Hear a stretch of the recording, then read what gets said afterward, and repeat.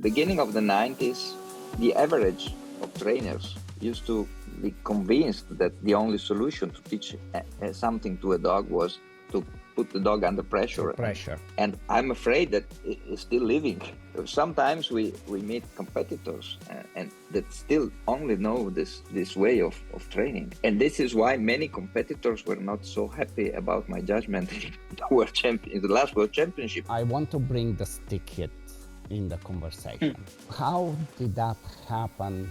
Why did it happen? How is it affecting the sport as it is right now? It's a long story.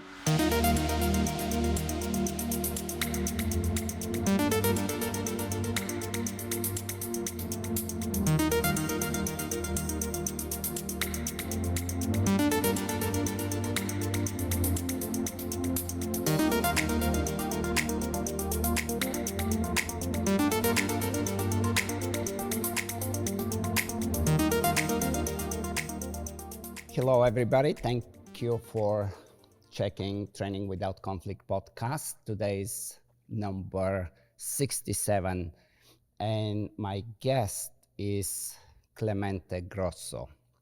Clemente has been a top judge and someone that's been deeply involved in shaping the vision of IGP in Europe, if you want, and very involved in the FCI Working Dog Commission and so on. Of course, he's training dogs, he's judging, he's judged me who knows how many times. And we know each other for quite some time.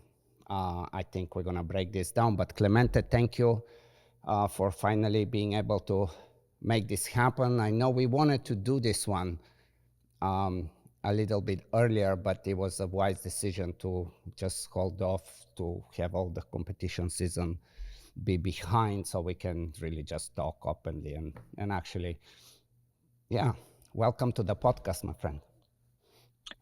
Thank you very much, Ivan. It's an honor to be a guest in your podcast, and good morning to all of you.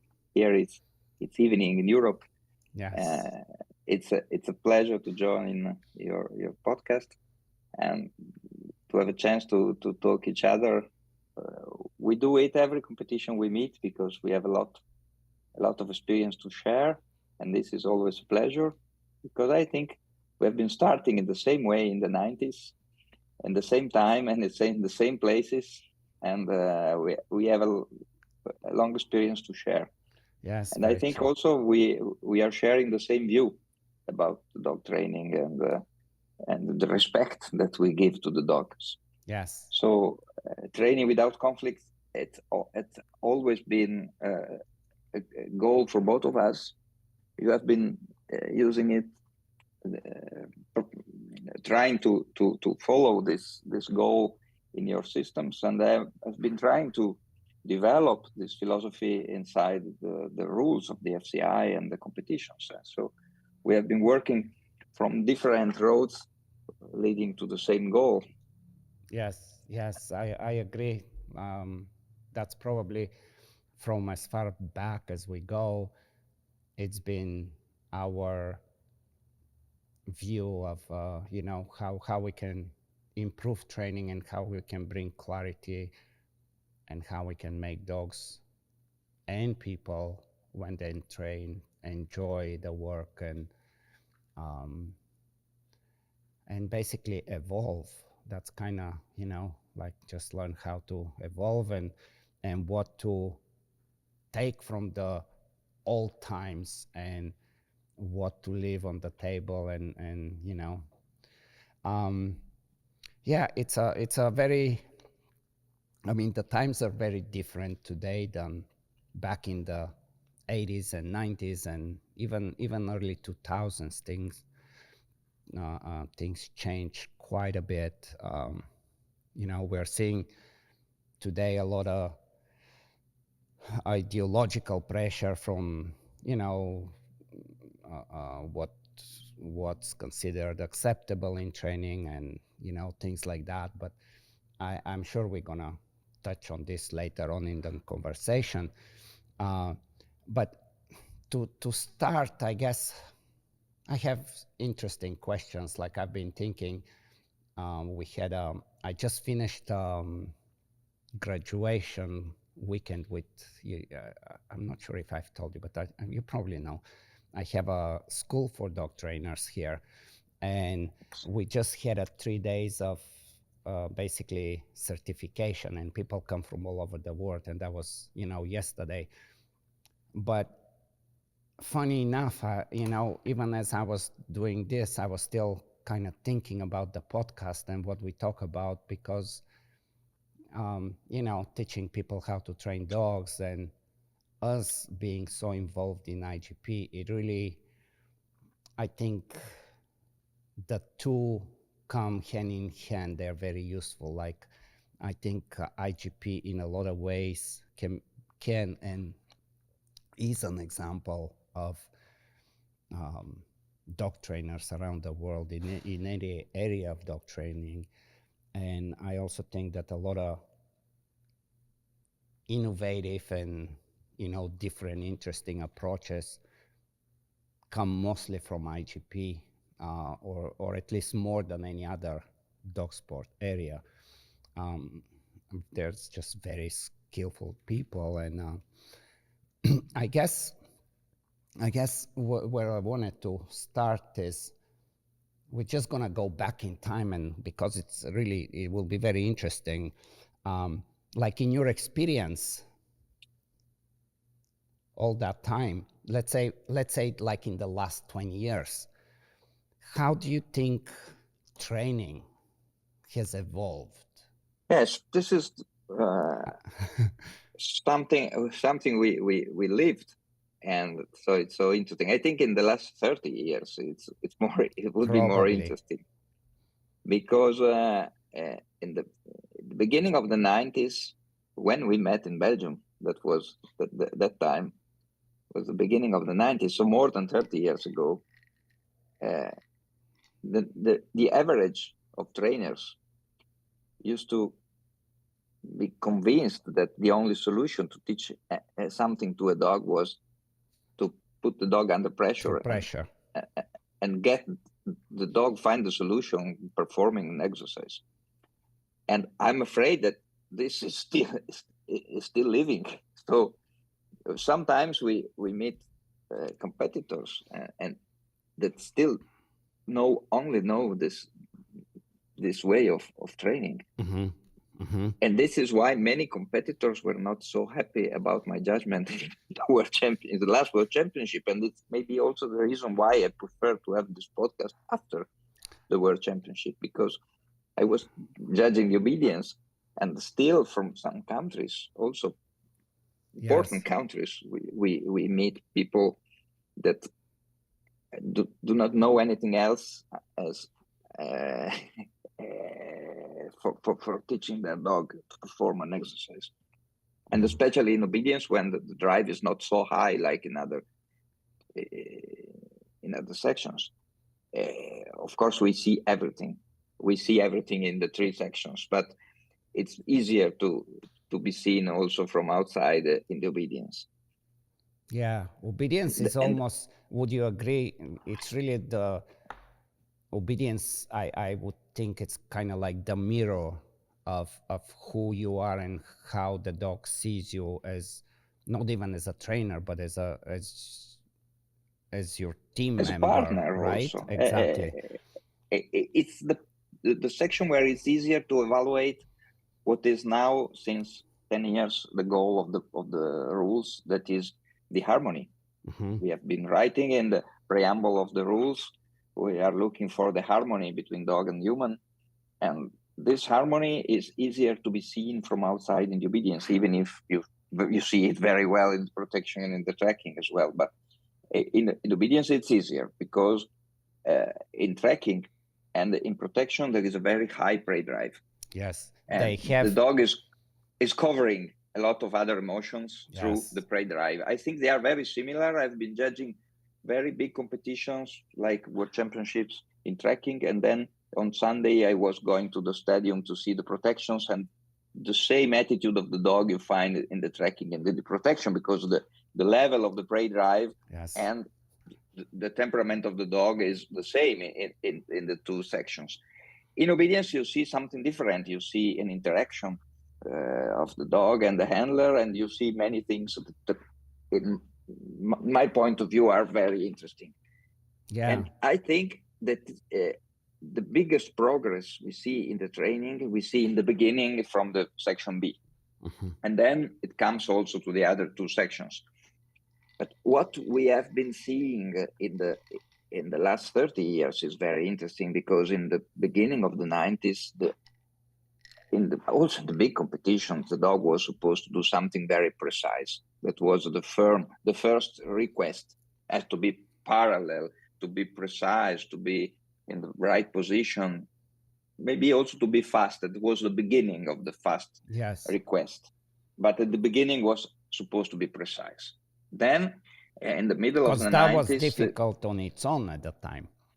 Of course. And then we were starting to say, okay, we want it precise and fast. But still, the picture was very bad from the outside. And we both were going in places where they started to tell us, hey, guys, look, the dog is not happy to be there. It's not happy to perform the exercise. And the system is not modern, because it was just an avoidance training. Yes. And there was just a training based on fear, and the dog was waiting for a punishment. Yes. That was the philosophy in the difference. The difference between you have to do it and I don't care, you have to do it, versus how can I make you like doing it, right? Of course. And that was the start. The study of the operant conditioning and the Belgian studies in that time were very interesting, and we started to read all what the ethologists were saying about the behavior and the drives of the dog and the operant conditioning and the rewarding systems. And we have been both visiting people like Andre van der Gaten at the time that were just talking in the desert, because at that time nobody else was really believing in this kind of way of training that nowadays is modern, but 30 years ago was maybe too much advanced for the modern times. Yes. This is what happens to our friend Andre. He's starting to talk to people that were not ready to understand this kind of words, especially in some exercise like the retrieve. The retrieve, I think, was a mirror of the time.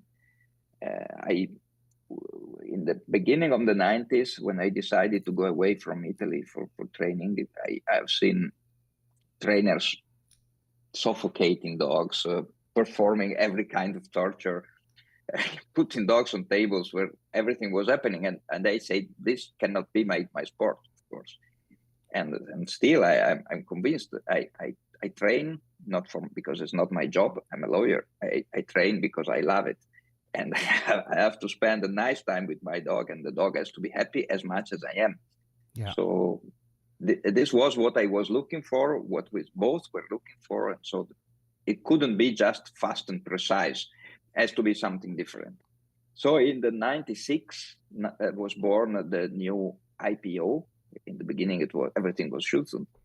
And then in 96 was the new IPO program, and they started, you don't know if you remember exactly, I was competing with the old beach at that time, and it was the first year we had to put the dog seat in the escape. Yes. And the dog had to keep seat until the command. That was the time. And we just were working on positive reinforcement to keep the dog sit, not just saying you have to sit when the helper is moving. That was in the 96 exactly. And this period was very interesting for training because a lot of things started to change. I was still not in the FCI Commission at the time, but I was already training and studying as a judge in that period. So it was interesting for me. I gave my exam in the 98. So it was interesting for me to see what was changing in the training methods and in the requests from the rules. And so we started to say it's not enough fast and precise. We started to say we also wanted the dog to show the pleasure to do the exercise. That is nothing, it's not enough, but still we were talking about a kind of pleasure. And then in the few years after this, I entered in the FCI Commission, I think around 2002, 3, something like this. So it's more than 20 years ago. We started to discuss about this in all the meetings, in all the judge seminars, because this was also important. And a lot of people started, a lot of judges, a lot of delegates started to ask a step forward. Mm-hmm. It's not enough to show the pleasure. The dog has to really feel at ease. It shouldn't show panic, pain, stress in the training. And this went on. I can say, for me, one important day was 2015, because in 2015 I was judging the World Championship in Switzerland, and again in obedience. And again, I was showing to the competitors that it was not possible to show a behavior with fear, with avoidance. Yes, behavior. I remember that one. And there was a lot of, there is still a lot of confusion, and people think that we're going overboard. But at that time, it was really, a lot of people were not understanding. Yes, disappointed, right? Because they couldn't understand deeply what I was trying to explain. Yes. And I feel maybe I was using also not the best words to say it, because I say the dog has to be more happy to receive the command. I don't think it was. I think people were just not ready yet. Anytime there is that kind of change, you have to sit with it and think, and then train and think, and finally start to realize what's the point, right? But anyway, it was interesting to see, because many dogs were really showing stress behavior after the commands, especially in the positions. When they received the command sit, the dog was looking around and doing things like this. I was just saying the dog should show more happiness to receive the command, and somebody came to me, competitors, normal people, asking what should the dog do? Move the tail? No, I said no, it should not move the tail. It's a question of harmony. And then came the rule of the FCI, but it was already in the rule book that we were looking for harmony. But I started to ask myself and to tell to people, what is harmony? Is it harmonic if I am working with my partner, because my dog is in a competition is a partner, and I tell to my dog, I shout to my dog, ah! with body language, with bad body language, putting down my head and shouting and work and talking like a commander of the soldier. That was looking very bad. This is not harmonic for sure. And then also, if the dog was reacting to the command, to any kind of command, with stress, that means licking the lips, looking around, putting the head between the shoulders and other things. This is not the reaction we are looking for, of course. Right. But it was not already described in the rules. So people started to try a lot of things to train the dogs better, of course, and that was our goal. And also we were trying, as FCI Commission, better wording to explain this, because the future was coming. And I think that this process that now, after 10 years, came to another important step is a progress that is important for the survival of our sports, because we cannot think about torturing dogs to make them retrieve. That is something that is very pleasant for a dog. It's stupid. It's like punishing a dog to make him eat his food every day. No, the dog wants to have the food. We don't have to oblige the dog to eat. That would be stupid. And the same is for the dog performing the exercises. The dog needed to work with us. And how can we accept that the only way we know to make him work is to oblige him when he would do it for the pleasure to do something with us. Let me interrupt you here, and we definitely continue on this because it's a very interesting conversation. But when we started, or when you started, obviously looking into influencing and changing the actual judging and the rules that they have to take under consideration the emotional state of the dog and to, you know, why they are there and how they feel about it. Did it come from like was it kind of pressure from the animal rights activists, or did it come from inside, from people that train and see that there's a lot of ugly training going on? Because we know that when you see it in competition, even though it looks a little bit ugly, it's not the end of the world. But we can very easily tell by what we see on the field how the training goes. And it's very dangerous to even, you know, even if there is a very beautiful performance in any other way, but emotional state is not right, and then you see all these, you know, byproducts in the body language that tells us that the emotional state is not right. If that dog and that trainer get rewarded, that also rewards and reinforces the way they train. So that means we will get more of the same kind of, you know, probably unfair training, because if a dog acts like that, there is for sure not enough clarity. But my question is, did the changes started to happen as a combination of the two, or was it just initiative of the FCI Working Commission, or was it pure pressure from animal rights, or how did that push for the change evolve? I understand very well the question. I think that the pressure from the animal welfare organization came afterwards. Mm-hmm. In the beginning, the only pressure we had in the 90s was they were not from the animal welfare, but from the defense for humans. They were afraid the dog to bite a human, and so we had to control our dogs to say the dog sit before, don't bite before the command, or things like this. At the beginning that's why you changed that's why you were talking at the 96 time. 96 right? Was protection of children, of people, yes. of public health. That was different. I think that the real reason why we started to make the changes was our passion. Not only mine, but a group of people that were dreaming something.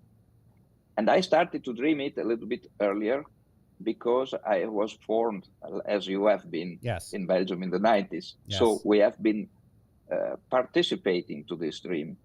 And we wanted to say, okay, it's possible to train like this and to go to the World Championship with the dog trained with the pleasure of doing the exercise. This was, for both of us, I think, a dream. Yeah, yeah. And of course, nowadays, we also have the pressure of animal welfare organization. And I can say we are proud to say that mostly of the dogs are happy to be in the field, would prefer to be in the stadium to do training than at home to do nothing, because dogs need to be trained. This is absolutely important. But this comes afterwards. Now, because of our passion, we have an answer for the animal welfare organization. It's not the opposite. We did not look for an answer. I think the sport itself was growing from the inside the answer. Mm-hmm. And the answer is the nice sport, and the nice performance comes when the dog is happy. Not only happy, but when all his feelings are focused on the performance, because he wants to do it, he wants to cooperate with men. And I must say that to go to this goal, you said in the beginning that IGP is one of the most interesting and complete sports, and I totally agree. But IGP took a lot of good ideas from other sports. Oh. And one of these is the FCI Obedience, because in the FCI Obedience, it's just obedience. You have no tracking and no protection, so that there are also different dogs nowadays, and this, I think, is a mistake of the modern discipline. I know really deeply the rules of the FCI Obedience. I've been judging many times the World Championship, also last year, the FCI Obedience World Championship, starting from 2002. So I have seen 20 years of evolution of the discipline. And in the beginning, the discipline was wonderful because you could do it with any dog. I judged it in a World Dog Show. The Obedience World Championship used to be inside the World Dog Show, and I judged a poodle coming from Israel that got an excellent in the show, and after the day after got an excellent in the Obedience Class 3. And this, I think, was really nice for the people, for the breeds, and for the culture of dog training. Nowadays, it's some kind of monobreed border collie competition, because there are some exercises that are a little bit extreme, and this we don't need anymore. For this reason, it's a little bit more boring for people from outside, and there are starting to grow trophies like non-border trophy. And this tells you everything about the philosophy, because border collie is a dog that can really react very fastly. Yes. And can be very, very focused to the handler, but has other problems. Yes. This year we have seen a border collie in the World Championship IGP, and I did not appreciate the performance of this kind of dogs, especially in protection, with course and tracking, because we are not looking for this kind of breed in our sport. Yes.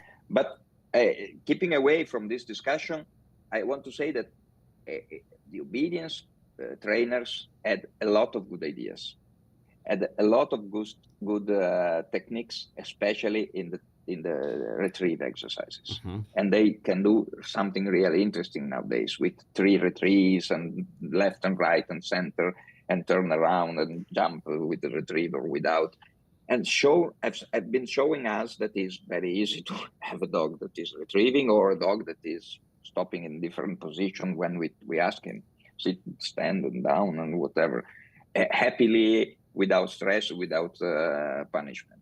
So all this philosophy started to go inside the IGP training, and brought a lot of good ideas. And maybe because also the Malinois is not as hard as a German Shepherd, and is more sensitive in his relationship to the handlers, we started to get new systems. If you look deeply to the different breeds in a World Championship, you will see that in average, the German Shepherd in obedience perform a little bit less than the others. Not because of the breed, but because of the tradition of training. I have the idea that German Shepherd can stand everything. Yeah. Normally they have good nerves, they are strong dogs, they can do a lot of nice things, and the trainers are not as sensitive as the others. And so sometimes you see it. And of course, this is not possible to generalize. It is not true for everybody, because we have seen this year a wonderful German Shepherd on the podium of the FCI coming from America, and it was a very young dog, but even performed a wonderful, very good obedience, one of the best obedience I've seen in the World Championship, and it was a German Shepherd. Yeah. So it is possible to make a very good obedience in the World Championship with the German Shepherd. It's not a breed problem, it's a philosophy problem. And I think that to answer to your question, nowadays, in the last 10 years, started the last part of the upgrade of our discipline, that is not only looking to the quality of the reaction to the dog, of the dog to the command, but looking for a mental status of the dog. Nowadays, we are really watching the dog, watching the behavior, and judging not only his his behavior is like the performance of the exercise, but the mental status of the dogs. What I realized is still we have 30% of dogs that are not at ease during the performance. They are nervous, they are barking, they are coughing, they are whining, they are under stress, they show the stress, they show the pressure, they show they don't like to be there, they don't like to shake the hand, the owner to shake the hand of the judge, for instance. And some owners are afraid of this, keep the line back because they are not, they don't want to shake my hand when before and after the performance because they don't trust the dog. So this is something we have to point out because this is not the philosophy of IGP. Yes. I want to see a dog that maximum jumps on me and say hello. Not that's the better option for sure. That's a better option, even if the dog is not under control, but not a dog that is not 100% safe. And we still see this. But also we see the dogs that cannot perform a normal healing because they jump, they are closed, they are stressy, they are whining, and they have to bump all the time to have a position on the knee of the owner because they feel safe. And this is something that we have to start to look for. If the training is you are safe when you are with your elbow on my knee, this is not training. This is not healing. We call it. We need a dog that is like in English in the States. We call it a Velcro training. You know, the Velcro stick. The Velcro. And we have seen it very often also in the retrieve. When the dog pick up the dumbbell, come to the handler, instead of sitting and presenting the retrieve and saying, hey, here is my dumbbell, take it because I will get a reward, I will get something, it is nice, we are playing together. A lot of dogs stick on the knees of the handler, like with the Velcro. All the head of the dog is sticking to the belly of the handler until the command out. And this is for me is a low satisfactory or a high unsatisfactory, something like this. The dog is performing the retrieve, but it's not retrieving. It's just sticking to the belly of the handler. Is something different. Yeah, I think. I mean, I love the. I shouldn't even say. I was gonna say I love the retrieve portion, but I just love every single piece of the IGP for various reasons. But I feel like even today, at least trainers that are not beginners, but they're not very, very experienced, I don't think they understand the importance of the presentation. Everybody focuses on the actual speed of going, coming back, but they totally think that the presentation is a secondary thing and it's not as important. And as a judge or as a trainer, it tells you so much in there. It tells you, I mean, it's packed almost with information, right? Of course, it's a relationship because the dog is there.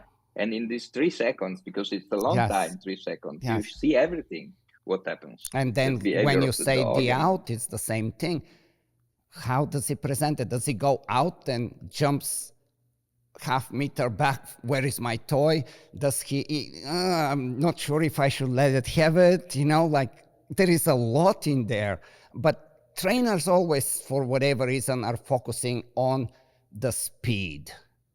And because maybe they are sticking still to the old rules of the 90s. Fast and precise and fast. Parallel and very fast. Yes. And too many, I think that the responsibility of this has to be given to the judges. We have done the mistake. While saying not fast enough, this is a mistake. We could say not enough motivated, not enough focused, not enough willing to come. But fast is something that we shouldn't use because that means that we want just something quick. This is not the purpose of the retrieve exercise. The retrieve exercise is the pleasure to pick up and the will to bring to you. That is something totally different. It is an expression of the dog in relationship with the owner. But still, 25 years ago, we used to say fast and precise.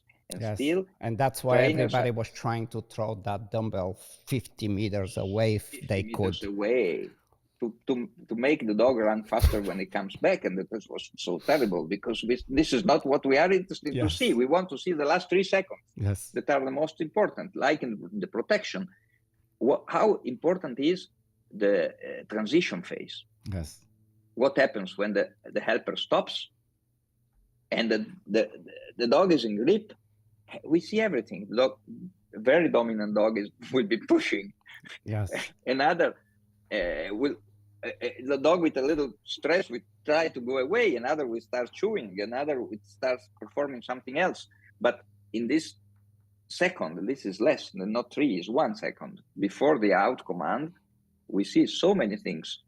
These details are very modern, are very interesting, because they give us mirrors to see the training methods, to see the behavior of the dog and the owner.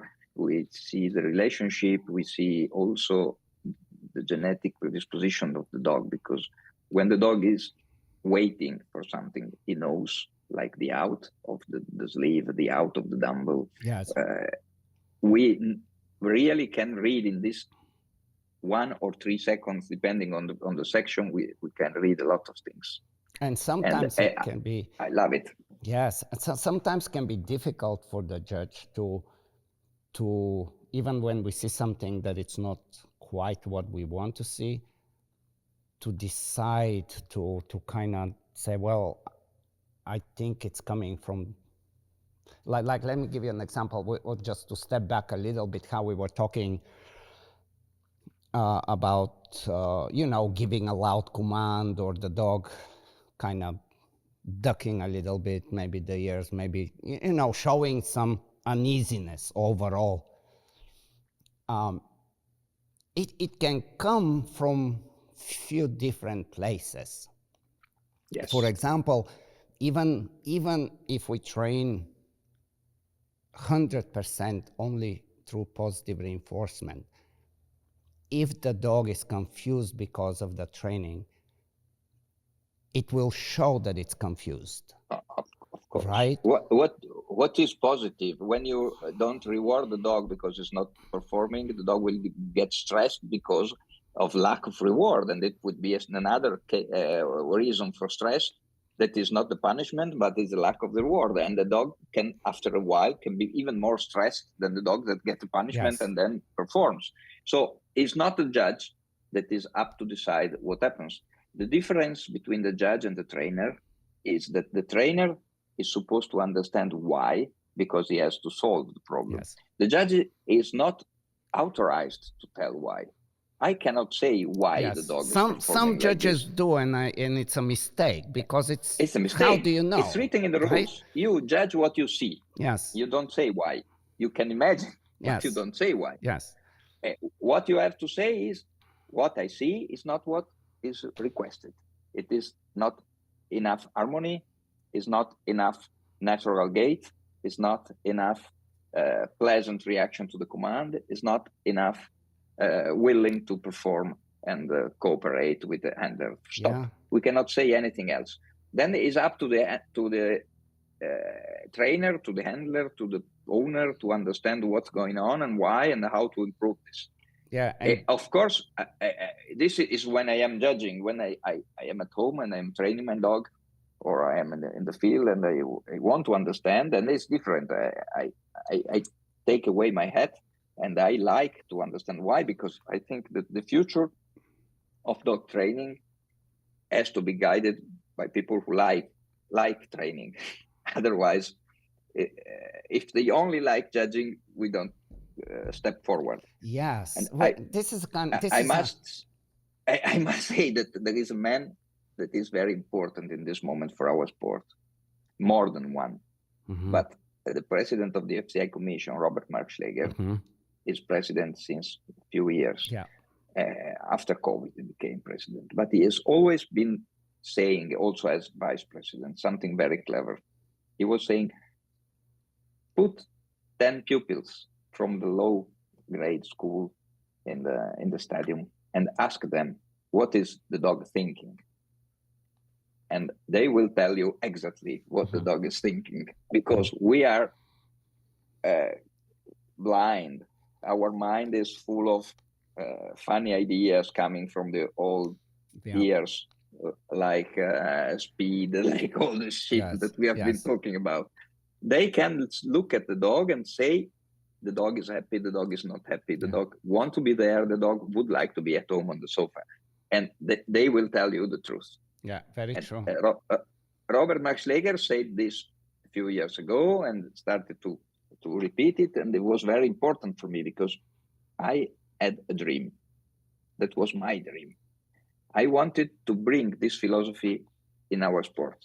I love the sport, and I wanted our sport to be fair for the dogs and fair for the handlers that love their dogs.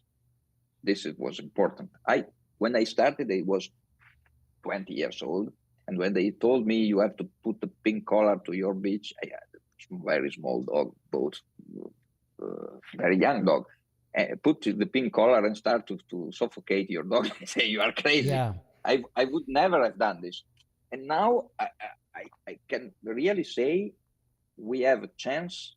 We have the right people to bring the right philosophy worldwide. And this is a nice moment, I think. And it's not so difficult, because if you take away the glasses of the competition and you put normal baby glasses, you can really understand what the dog is thinking. I'm with you 100%, and hopefully everybody listening. I mean, there is even there have been interesting research and studies that they have done exactly this of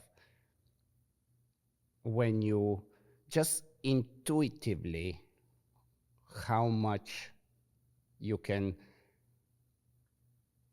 guess how another animal, it's not even just a dog, but even, well, let's not go to snakes, but even a rabbit or a cat or a dog or a cow, any of the animals that we are, at least humans are more domesticated, how they feel, and can we tell anything about their emotion.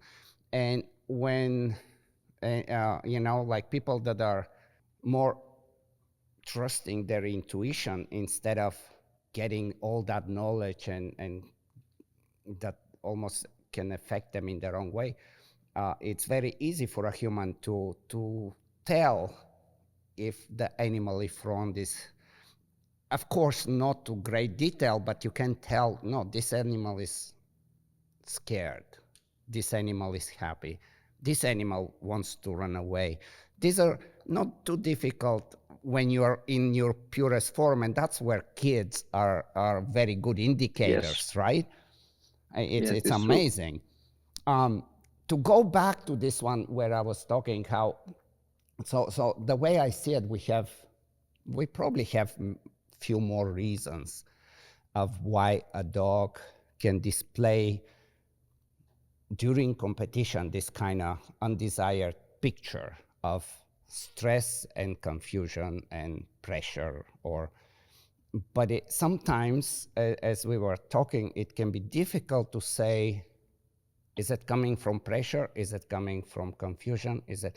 So we can, for one thing, for sure, unfair, harsh training with pressure, like back in the day, creates that picture. Force-free or only positive training also can create that picture, but that is because of lack of knowledge of training and not bringing clarity to what you want from the dog. So even if the dog is motivated, eventually they're like, I'm trying, but it's not happening. So you start to see that. And then there is another one, and probably there are a few more, but there is the other one when maybe in training they look very good. Maybe, right? We don't know. But then competition day comes, and it's a big competition, and it's important. And not everybody as a human have that gift to control their emotions and nerves and be able to show. So sometimes you will have somebody that's gonna yell down because they purposefully want to put that pressure. Somebody will do it just because they don't even know that they're freaking out. They don't know what, I mean, you've seen it many times, right? Of course, of course. And so, you know, the saying, many roads lead to Rome. Like, there is quite a few reasons why we can see not so pretty presentation during competition, right? And that's where it gets interesting for me, because I think, yeah, I mean, the more I train, the older I get. I like when I start to think what is the most important, if I can start to prioritize, I think the most important part is how do you communicate, not so how exactly how do you communicate and how you train, but are you capable to bring clarity of what training is about? Because when there is clarity, things look different. There is less stress or no stress. Right. But stress is interesting, right? Because we all need some stress. Stress, of course, can be like positive. There is a healthy level of stress, and there is a chronic where it leads to really bad things. But also, even when we are learning something, stress will come. Even if it comes, like, let's say, a perfect example of what I was telling you with my dog trainer students here trying to pass the test. So eventually on Sunday morning, we give them the test, and you see them, they are stressed, and nobody gets put pressure on them. They put it on themselves because it matters, and they understand that it matters, right? Of course. So it becomes very interesting to, you know, I always am like not sure what position to take, because I believe that any extreme is not quite right, because, you know, when we say, well, the dog has some stress or the person has some stress can be temporary and very beneficial, or it can be really bad idea, right? So I don't know, it's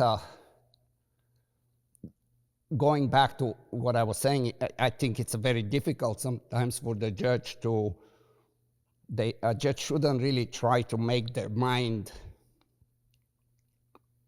because how the dog looks, it can be from quite a few different places, or a combination of many places. I agree right? with you.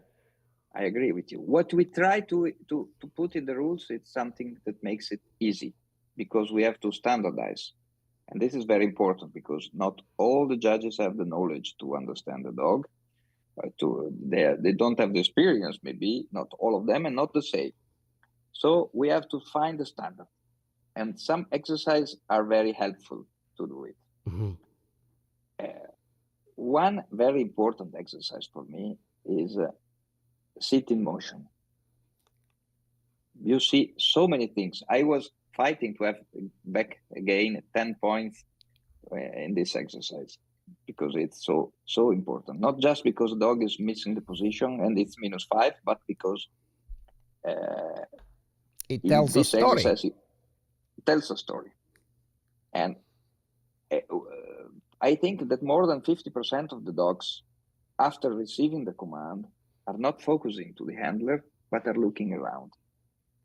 This tells you a lot. And then when the handler turns, the dog looks perfect. Yes. The second part is okay. After 15 steps, the handler turns back, and the dog looks him coming back and says, oh, okay, he's coming, and he starts focusing. But in the first part, when the dog is supposed to sit and the handler is walking away or mm-hmm. running away in the long down, mm-hmm. you see so many things.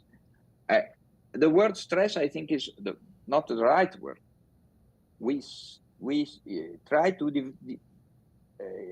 divide the analysis. First part, reaction to the command. Is the dog willing to sit?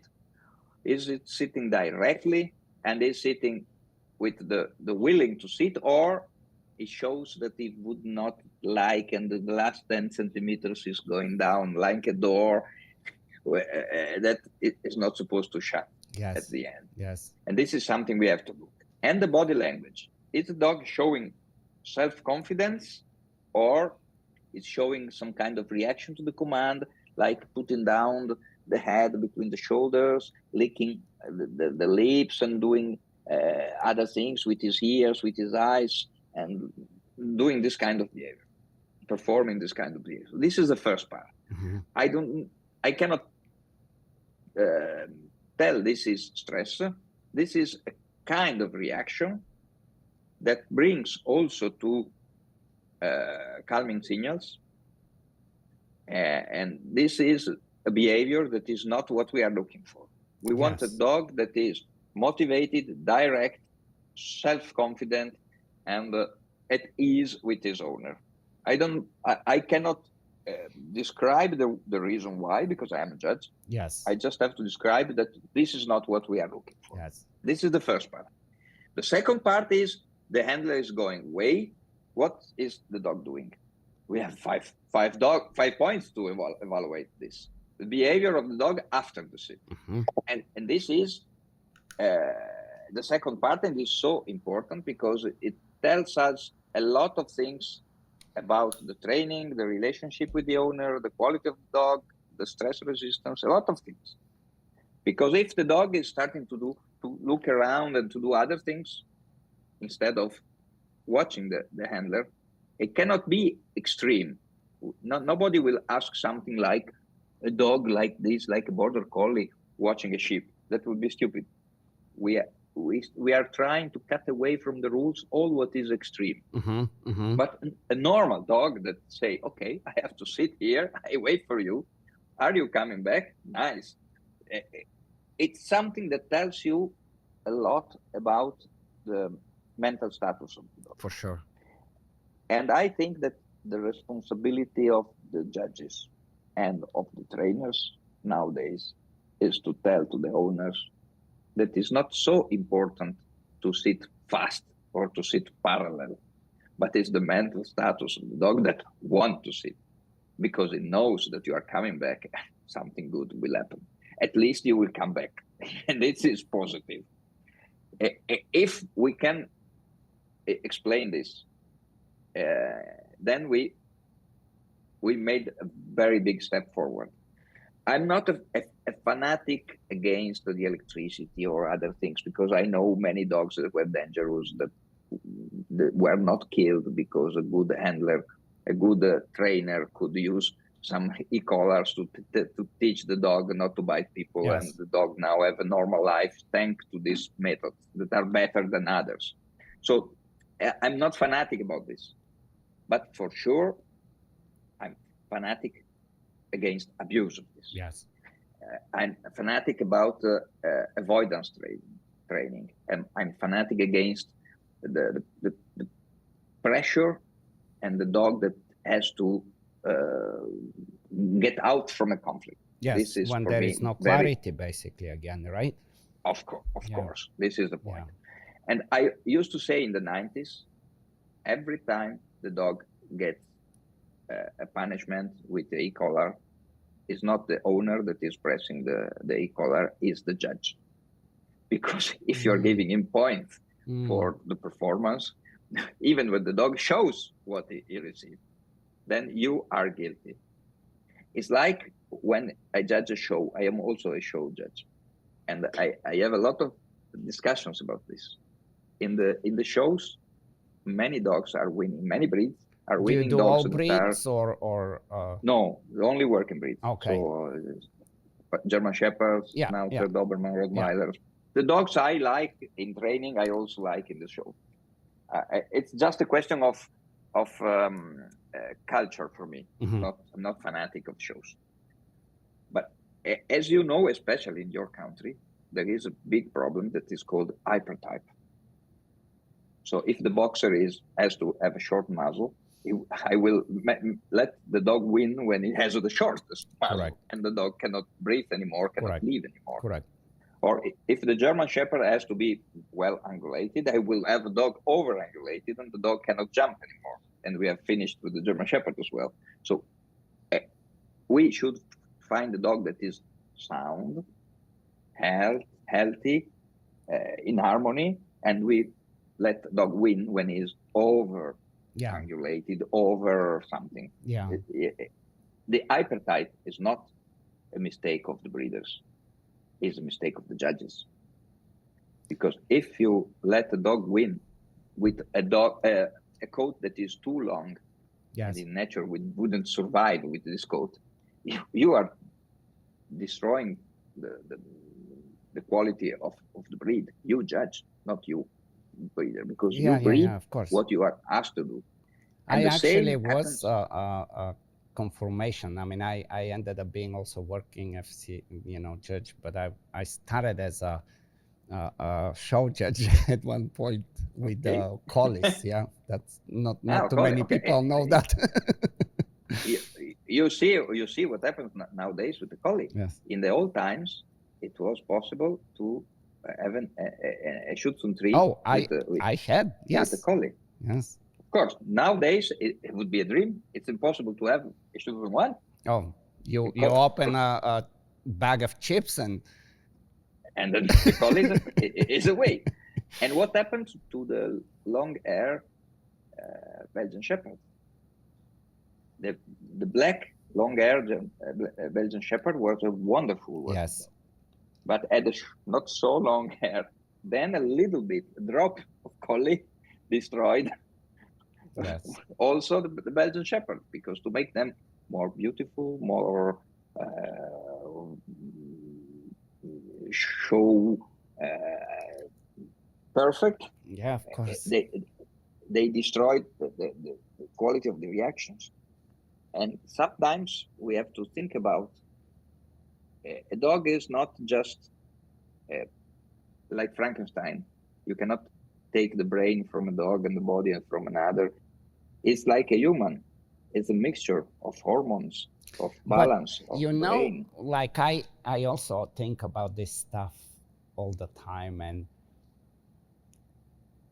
yes, the judges and the kennel clubs, they have the responsibility. For sure, they have the responsibility. But I think, I really have been thinking about this quite a bit. There's got to be a better way to convince people that, correct structure matters, And the way I always think about it is, how did all these breeds ended up looking so funny? Because the working qualities stopped being evaluated. They kind of were evaluated, then it didn't matter. Then, like I was, what was his name? Lewis. It's the guy from Australia. He's a SV German Shepherd judge at the time, and I had him on a podcast, and we were. Yes. Because of course I used to have these dogs. I used to do, Cantu, Mutz and all this stuff, I mean, that's the era you grow up, all this. But so when we were talking, I'm like, even today, we can change if we want to. And it's not by just pointing the defects, but actually exposing the problems. So like if we imagine if we put not even 1 meter, but let's start with 80 centimeters, a jump in the German Shepherd show ring, to where it's not only about the running, but let's encourage them to jump. It is like this because they are supposed to jump in the selection, and then something happens. There was a very, very interesting test made by a super trainer, Martin Knudsen. I think you remember him because in 2007, you won the World Championship in Torino. I was the organizer, and you were competing in my town, and you were world champion. At that time, it was possible to become world champion to everybody. Yes. That was positive. I dream to come back to this era. But the best obedience was performed by a German Shepherd, a little bit long hair, and the handler was Martin Knudsen, a good friend of mine. And Martin was performing a wonderful exercise with a very happy dog, very fast, but very willing to work with him. I think he got something like 99. It was wonderful because it was last day and it was so better than the others. It was not possible to reward him with 110, but it would have been worth it. It was really something modern. And when he was saying Platz, the dog was just bumping to the ground, but lifting the ears like this to say, wow, thank you for giving me this command. I think this, for that time, was really exceptional, the goal. For sure. Exceptional. For sure. The goal we were following. That was 2007. Then, unfortunately, this dog got sick and died, and Martin got a show dog, a show German Shepherd, show line, I mean. And they wanted to say, I can train this dog and he can qualify to the FCI. And he did it. And so he qualified and he came to the FCI with this dog in the Danish team. So that was absolutely exceptional. He showed he was a very good trainer. The dog was a normal dog. Good dog, but normal dog. Yes. At a certain moment, he started to train the dog for showing him, because he had to, after coming to the World Championship, he wanted to show the dog and say, okay, this is a beautiful dog, I can enter a competition. And he started to train again the dog for the trot in the stadium. And from that moment, training these muscles, the dog couldn't jump anymore like it did before, because it's a different training. It's interesting. If you train for our sport, you need explosive force, short time and explosions. So you would train with the ball uphill and downhill or something like this. If you train with a bicycle, you destroy an IGP dog. It's totally different type of training and of performance. This is, I think, is very interesting for us, the difference. And another, we should use one podcast only for this, but another very important task is related to the proportion of the skull.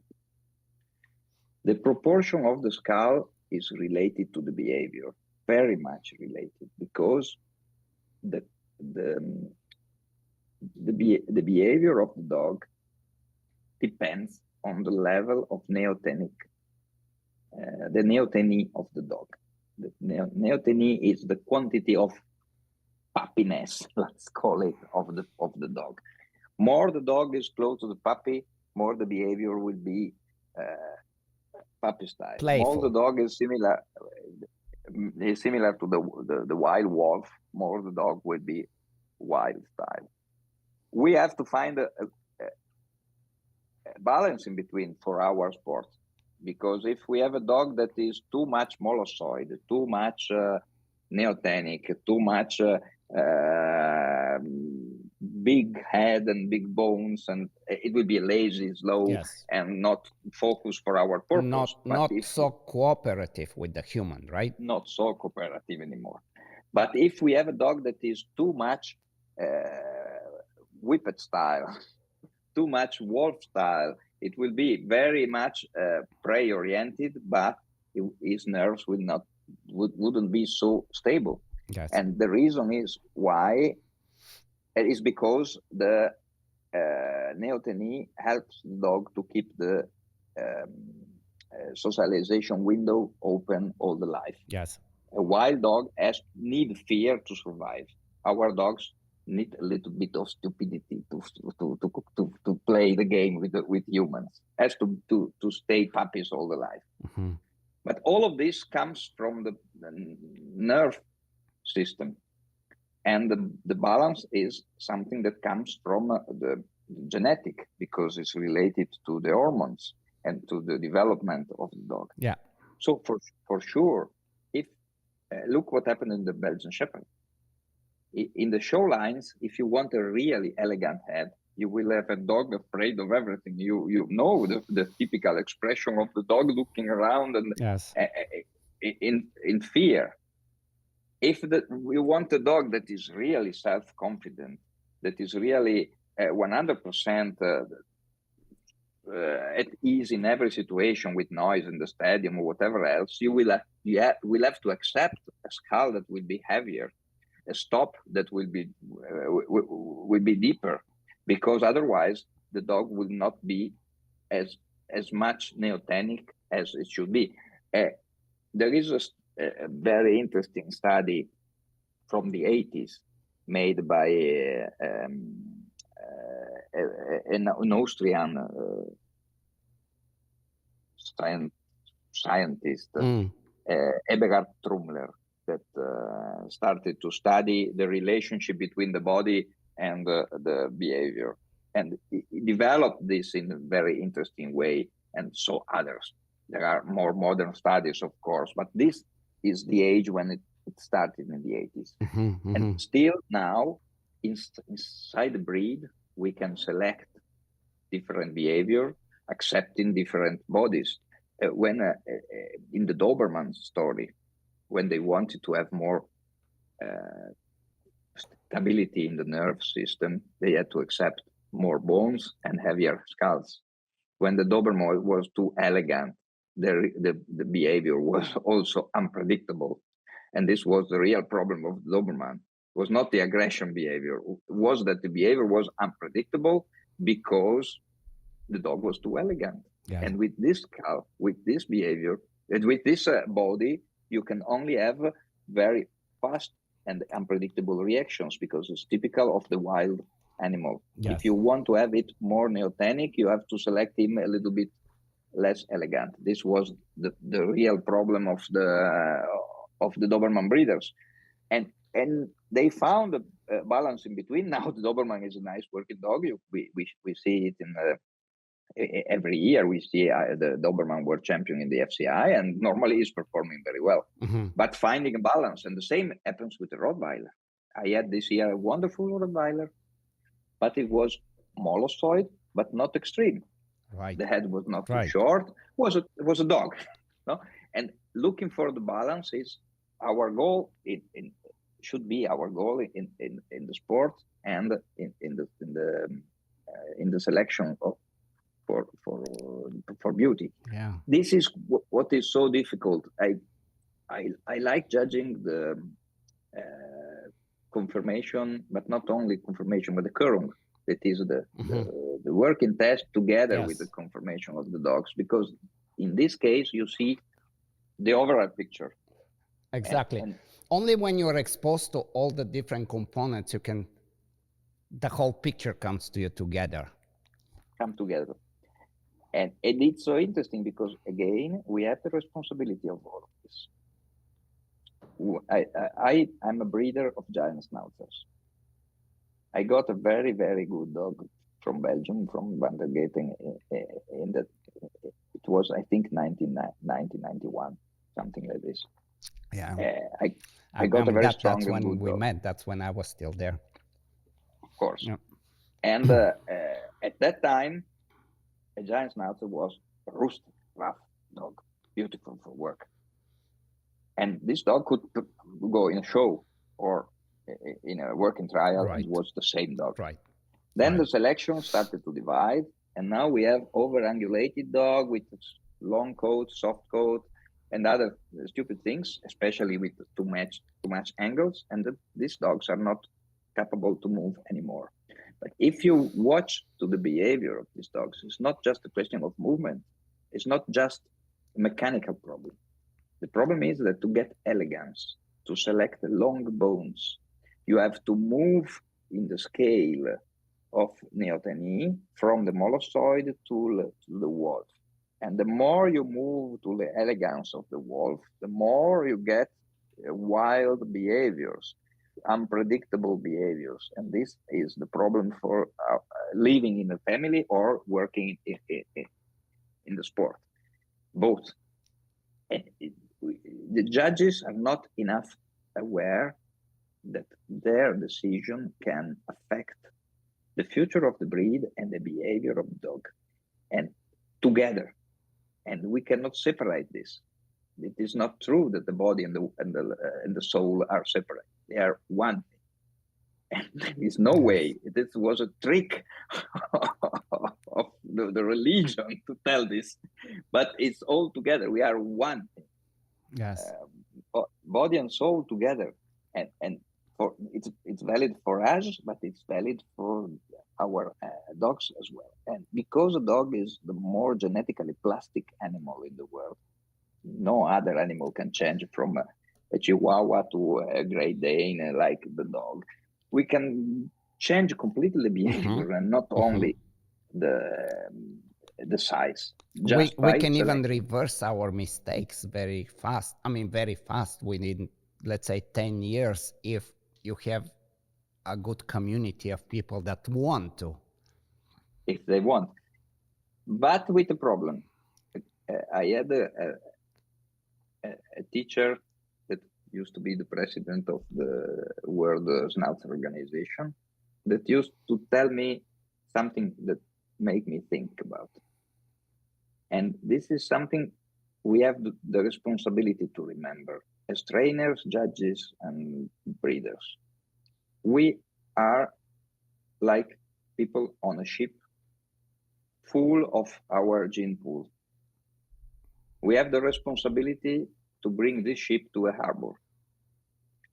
If we start to take away a lot of these genes just because we don't like them, because we want more elegance, more this or more that, everything we throw in the sea, we don't bring to the harbor. And there will be a day when nothing will be left after all this selecting. We have to pay attention about this. Yeah. We have to respect the differences.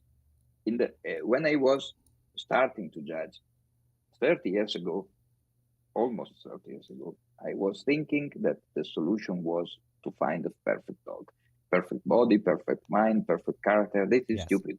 Yes. It was something totally wrong. Now I understand that dog breeds survive because there is not a perfect dog. Because of variation, right? Because of variation, and because every breeder is looking for something different.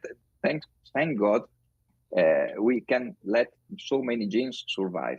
Yeah. Something will be perfect, something will be not perfect, doesn't matter. The differences are making the dog survive. That would be another very complex discussion. For sure. I was just talking about this. I think it was actually a podcast or something that I did. And it was about, we were just talking about my breeding program with Malinois and you know, what I took away all these years of breeding and my experiences, because I was fortunate to be in Belgium and to be around a variety of people, and especially when I think about it, the time that I went to Belgium, that was the early boom of the Malinois. People only knew about it, but it was like a very curious time. And anyway, very much with what you are saying about elegance and the different structure, but also structure and temperament. And for example, and I'm sure this goes with every breed, but if we stay with Malinois, because it's my home base, if we breed, the first thing to understand is that there is a variety. There is variety of types. And you have more and I kind of haven't even thought of a better word, because the Belgium used to use this word, and it's like you have that more of a primitive type, which is, big bone, strong dog. He's not gonna come fast to you when you call him, but he will bite and he would not twitch if something sudden happens, right? And then you have the other type that it's more of a, like going more towards the border collie, much more aware and very trainable and very willing to do. And typically you would combine these two and something nice will come out. And when that nice thing comes out, just as you were saying, then you keep breeding the nice to the nice, and it crumbles at the end. It doesn't function, of course. Because we always need to make sure that we protect the different types. They have to be there. And then it's a matter of experience, knowledge, and so on, to know what you need to bring back. And I think this is what happens all the time. We see it over and over again with any of the working breeds. You will have a kennel name that will be super successful for as long as that stud dog is there. And then it moves. It's still the same line, it's still the same type, but it moves to somebody else because the breeder didn't know how to preserve it. Of course. But imagine something very easy to understand, but very difficult to apply. People come to a point breeding a very, very good dog and say, I would like to have this dog forever. And try to do something they would do for the show. Use some inbreeding for fixing the type. But this is not functioning in the behavior. It's the opposite. Because the inbreeding is reducing the mobility of the dog. Nature makes something beautiful. If you increase the inbreeding, nature start to decrease the number of puppies per litter. Because if there is too much inbreeding, means that it's too much crowding. Yes. And so the nature start immediately to affect the expectation of puppies per litter. And to reduce also the lifespan. They will live less. And the mobility of dogs. So if we want to have a dog that is really alive and perfect for working, we need less inbreeding, not more. We need to open the gene pool. Yes. But if we open the gene pool, we are not sure anymore about what we get. There is more fantasy of the nature. Yes. So, there have been times where close inbreeding has helped, but it's not something to be taken for granted. It's a special, like you're opening a very special box that you need to know, and you need to know where you go from there, assuming that it's going to turn out okay. The point, I think it is a very long discussion and not the point about training, but for sure, the time when it was possible to use this kind of inbreeding was a time when dogs were coming from a very, very big outcross themselves. Correct. So good point. Very good point.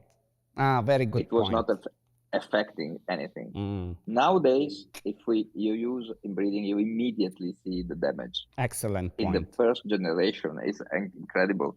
And we see it directly.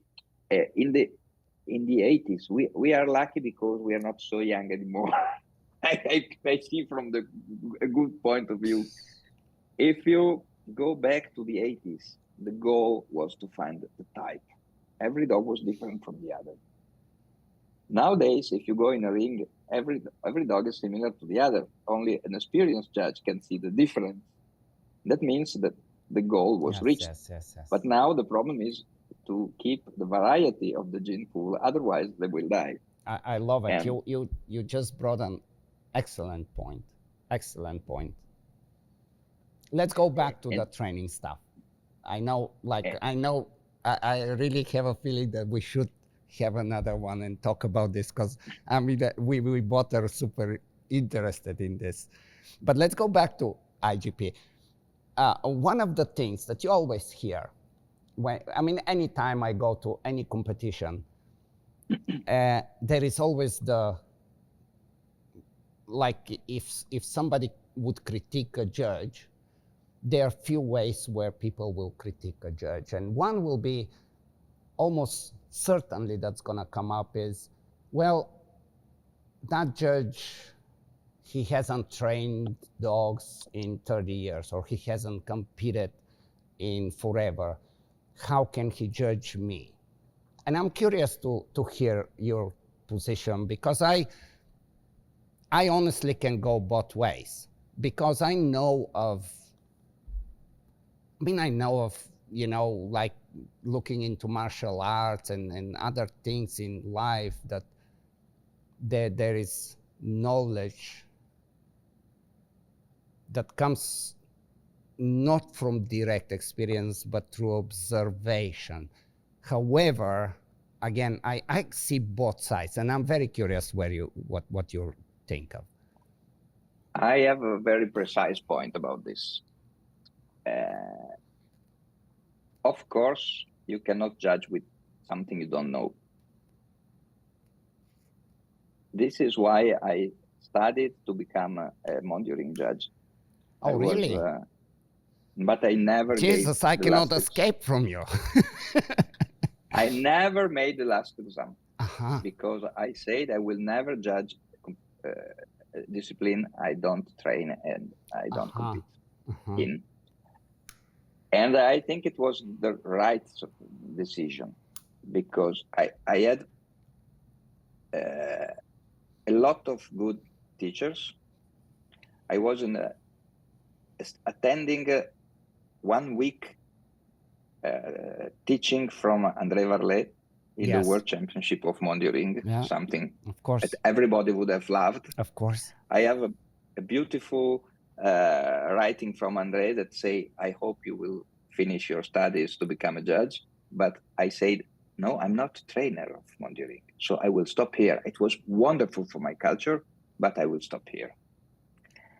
It was many years ago, but I really think that you should do something before deciding to judge the discipline. And I think in most countries you have to. It's mandatory that you have that. According to the FCI rules as well. Yes, but what from about the other side is not enough, because being a good trainer doesn't mean you are a good judge. Yeah. Because maybe you are very sensitive, you can teach a dog, you have a good relationship, but then you have to understand what happens. First you have to study. You need knowledge. Yes. And this you cannot buy. So you have to read books, study, and try to understand. Yes, because it's not easy, right? I mean, you have to understand the rules and the points, which is mind-blowing still, how many high-level trainers that are competing forever, they still intuitively can separate excellent from very good and good, but to actually break it down, they cannot. And it's training, right? It's like everything. You have to train it. It's a long training.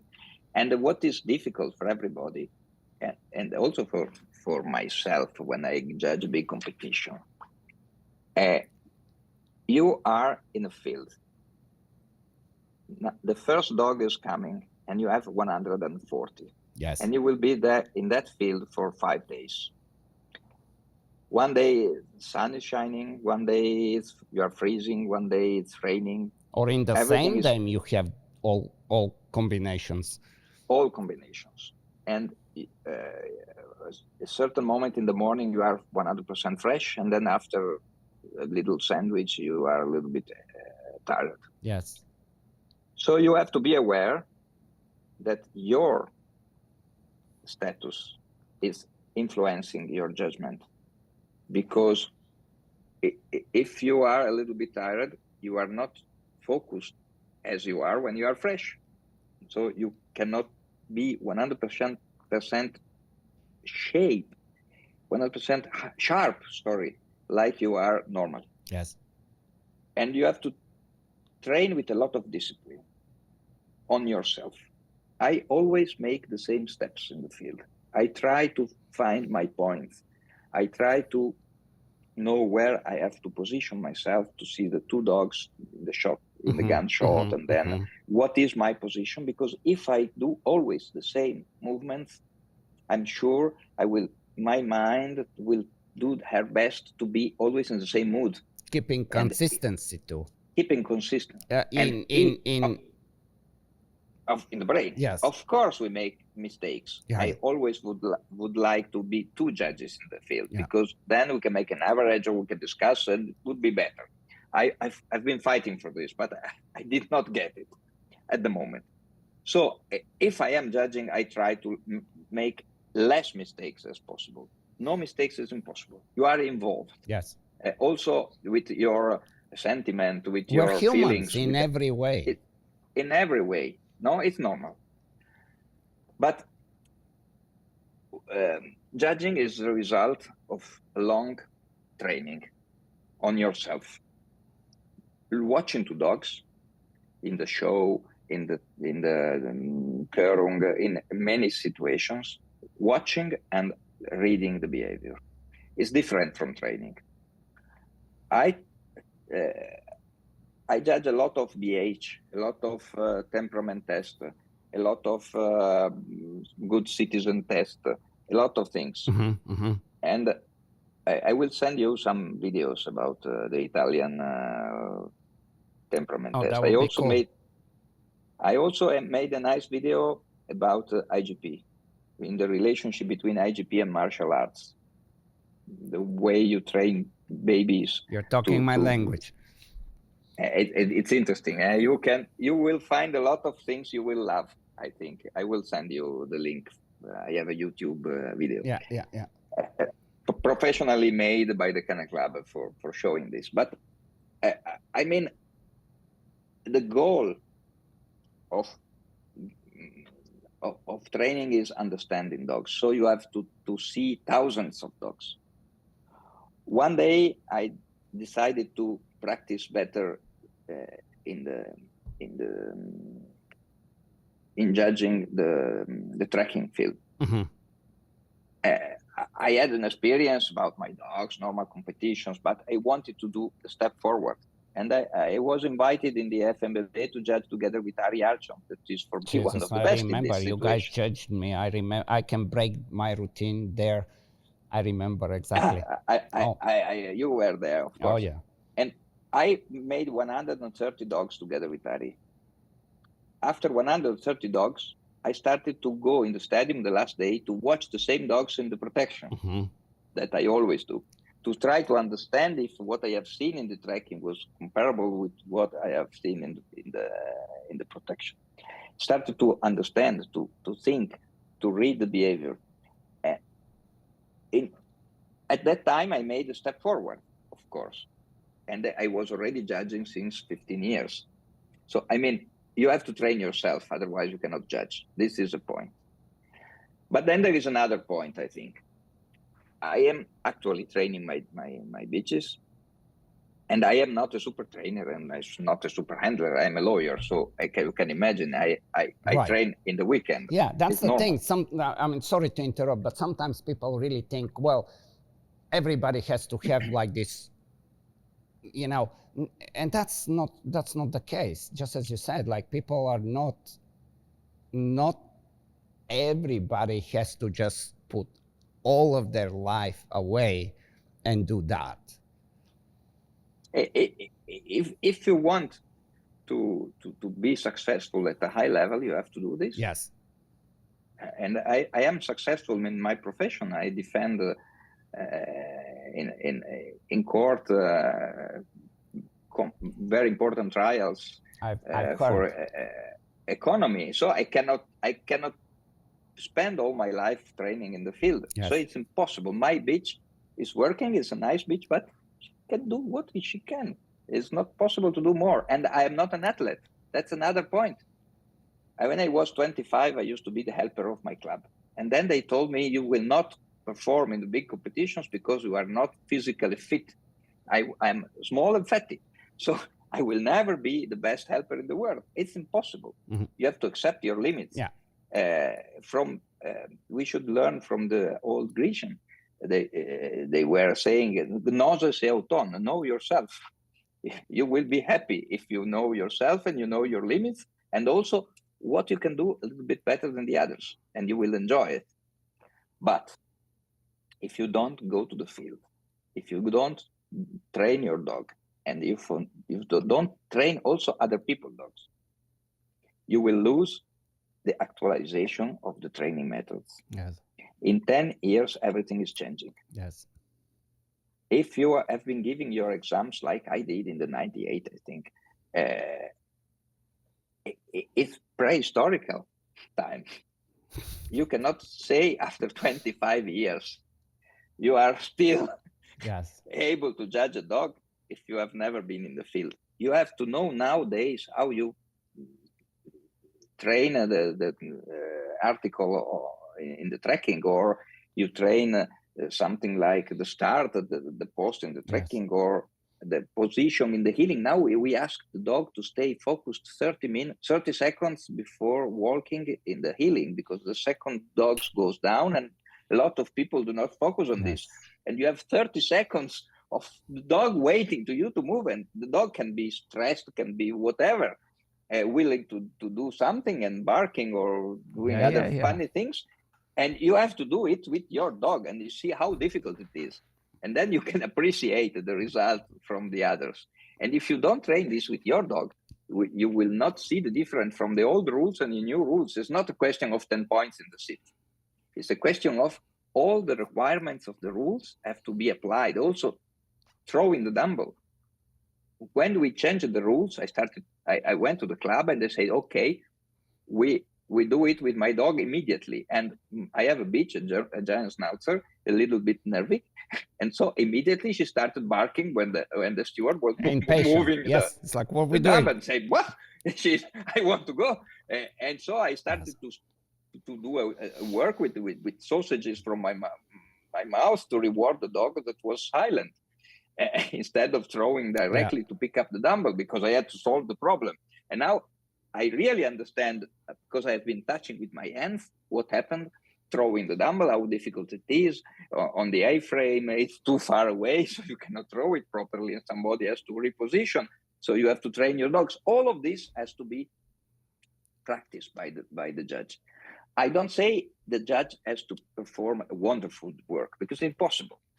Right. And if you become the world champion, you spend so much time with your dog in the field that you don't train enough to be a good judge. Yes. You cannot and do it's everything. Not even just that. It's just like then you have this dilemma of, now you've done so well that everybody is searching to get your knowledge, but then there is the other group of people that want you to judge, and now you have to make decision: do I make some good money, or do I go and judge? And both are important, and it's not easy decision sometimes, right?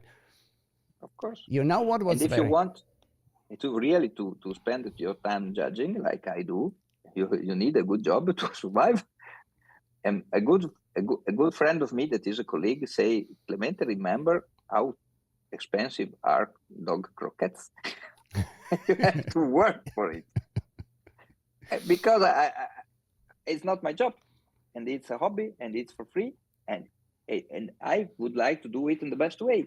And even doing it properly, you make mistakes, and you have to improve. And every time I have 1, 2, 3 dogs, I say that I should have given 1 point less, 1 point more. When I will stop having this kind of doubt, I will stop judging, because Right. it means you think you are perfect, and that's so stupid. Yes. And it's the end. This is one reason why I couple of reasons. One I already mentioned, between, like, I would rather teach people, although I love judging because it's interesting. There is something very interesting about it. But my problem with judging, my personal problem with judging, is how my brain works.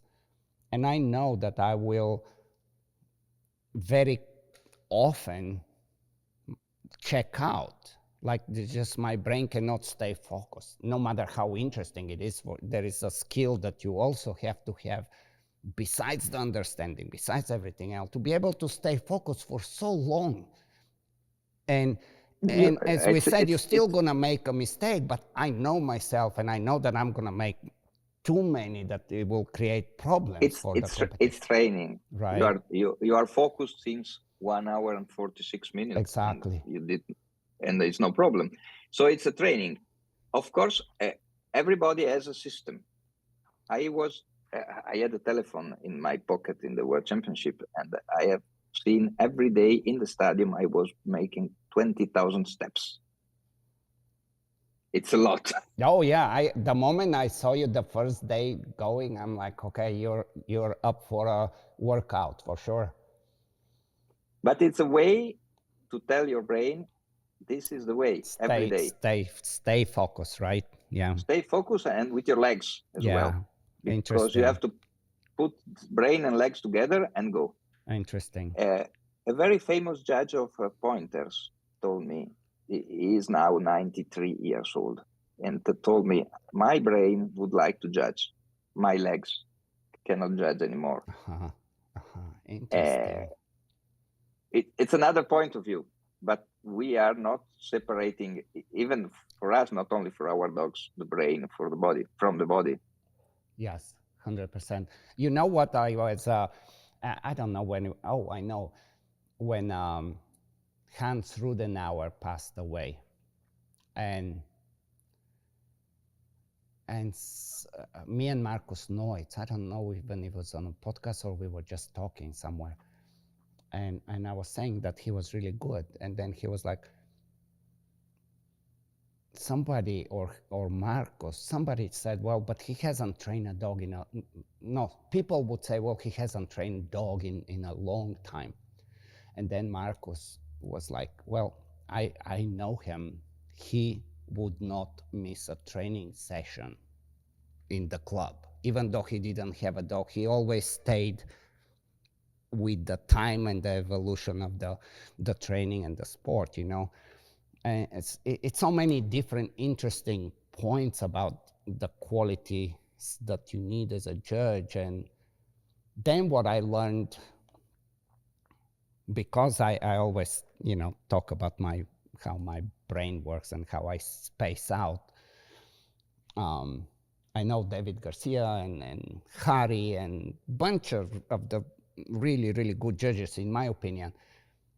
All of them would say you cannot just judge every single dog as an every single dog. You have to have an extremely good picture of every exercise, of what categories you're putting it, and then you're simply just watching where that dog fits in there instead of torturing yourself with every dog. That's not going to work. Of course. And it also depends. This is why you have to see a lot of competitions and a lot of dogs, because you must have in your eyes. Right. I remember I was a team leader in Slovenia, 2 years old in the World Championship FCI. Yeah. When an Italian won. Yes. From Südtirol. And I was, of course, very proud and happy about the Italian dog. But I was watching all the other dogs. And with a little bit of excitement, you see many things, because you have more adrenaline and you are more able to remember what you see. That is very interesting for the dogs as well, not only for us. But anyway, we have to be aware of this. And I was watching the performance of a German Shepherd female from Sweden that became a vice world champion. And she did a wonderful Holdenbark.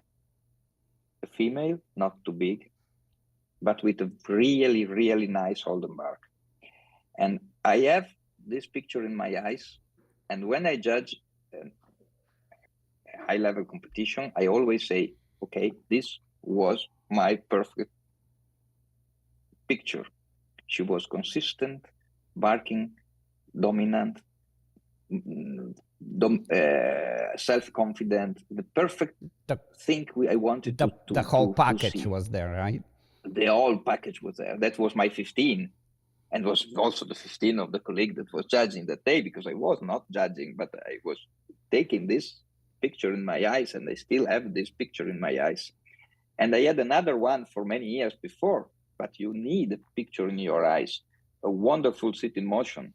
Yes. I have a picture in my eyes, a dog that received the command, go down with the back and say, wow, move the tail, focus the ears and say, oh, he gave me the command, sit. I have this picture. It is not a fantasy. I have a dog in my eyes. Yes. And yes. My 10 is that dog. But then you have to have the other one, because the 10 is always easy one. It's perfection, right? But you have to have the other ones and know how to divide them. Of course. This is a technique. That's the mastery of a judge. Why it's so difficult to give an excellent. This year, I really wanted to have an excellent. Then something happened. Of course. One missed one exercise, one missed another, and say, oh, I'm sorry. I had a 95. This was my best obedience. Yes. But then, and some 94, I had beautiful dogs, but with little details. That it doesn't mean that you have to move from your line. Criteria, Otherwise, yes. you will make a big mess. You have your line, you have to find it, and you have to keep it. This is an exercise. Excellent point, once again. There is no other way. And maybe people would say, okay, he's a little bit too strong, too hard, I don't know, or too soft, or can be whatever. This is not a big problem. The big problem is that you have to analyze, describe, give a point, and explain why. Yeah. And if you can when keep you the look line, at the end of the competition, that you have still put the dogs in the places that they are. And of course, and this is where we were going with this, of course, we are humans and there will be something that will be off. And there is just human, you cannot. But overall, as long as everybody is where they should be, or the majority, that's perfect judging. That's the goal. Right? And then every evening I go to sleep and say, oh, maybe I could have given 1 point more, 1 point less. This is normal. And that's another interesting question. How do you to think about? Like, let's say you go through the first day and it's over, the first day is over. Do you reflect back on it, or you try to just shut off, recharge, and go for the next day? How does your brain function after the day, but not... In the evening, I think about the dogs. I not only in the evening, I still have in my mind the first dog I've been judging. I opened the World Championship with the Polish Giant Schnauzer. Yeah. It was very good. And I had the joy of my breed, of course, in the beginning. Of course. And it was a very nice work. So I had some kind of line. Yes, I gave him a middle, standard kind of, right? I gave him a middle very good. Yes. And then I had a lot of low good because of this. But it's life, no? Yeah. And then I try to keep concentrate, because I focus very much on the place. I have to take my points, be always in the same position, try to see the jump from the same angle, because otherwise you judge it and you give different points. Right. And also, I think the adrenaline makes the difference, because if you are not nervous, but excited, if you are more adrenaline, your sense are more sharp. If you are more relaxed, your sense go down. This is why people do not understand this, but this is why it could be useful to have two judges. Mm-hmm. Because it's very easy to concentrate to the dog that gets 95, because you have a wonderful work and you have bubbles on your skin and you say, wow, I like this. And the day I will not have bubbles, I will stop judging. This is so important. You are waiting for this dog since hours, and that dog comes and you say, wow, this is what I want. And I like it. And you have... And you're kind of rooting for the team at the same time as you're judging. And the dog makes a mistake, maybe. And then you are, shit, I hate this, because I had my perfect dog, and then I made a mistake. Okay, what shall we do? You start calculating. This is what happens. And this is very easy because you have a line. And then also the very bad dog is easy because you say, this dog is, I will buy your Velcro word because I hate this kind of training, yes. Not only the healing, but especially in the retrieve. And if I have this kind of dog, it will go for a low, very good. And somebody who is writing around, they don't understand my votes, but it will be always in my life a low, very good, yes. A low good, sorry, or a high satisfactory, because it cannot be more than the high satisfactory, this kind of retrieve. Nothing else. Teaching is not, it's such a big help. It's not, has nothing to do with the willing of to present the demo. So when you have these two extremes, it's easy. But if you have a normal 85-point dogs, a normal 85-point dog, yes. How many you have? 100. Yes. Because what is a very good? In yes. the average, the biggest number. This is a good. The middle good is the average. And you have 100 dogs like this. And you have 84 and 86. And what will a very good trainer do? Will take 2 dogs of his friends or his own dog and say, why did you give me 84 and you gave 86 to the other? All the time. Every time. And I take my judging sheets because I'm very open to this. It's no problem. I like talking to the handlers. They come to the tent of the judges and they take my sheets and they say, you see here, you make a little mistake. Here, the dog is very nice. Here, it is very bad. So it's written, so you get these points. This is why. And you say, I could have got 1 point more because my dog was better than the other. Maybe. Yes. This is the problem. Why do you make more mistakes in the 85? Because you are not you're not excited. You have not the excitement of a wonderful work. We have not the excitement of a very bad work. You don't have to concentrate. You have a normal work. And in the normal work, you feel very confident and you lose details because your system goes a little bit down.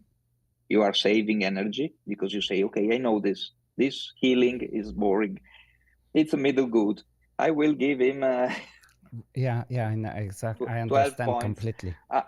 12 and a half, you start discussing about with yourself. It is low, middle, whatever. Yeah. Look at the seat, look at the behavior in the group and start moving. But you would say, no, the dog is crooked.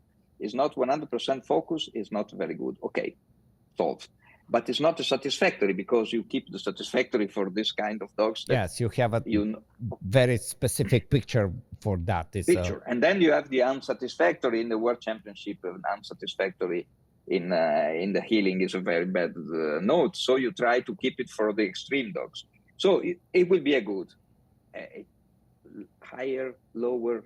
You have to focus on this. Yes. But then you start relaxing. When I judge the final in the Obedience World Championship, I did it 4 times, I think. You have 4 judges, 4 colleagues, and every exercise, every judge is lifting the points, and everybody is looking to the points. Every exercise has 10 points available from 5 to 10.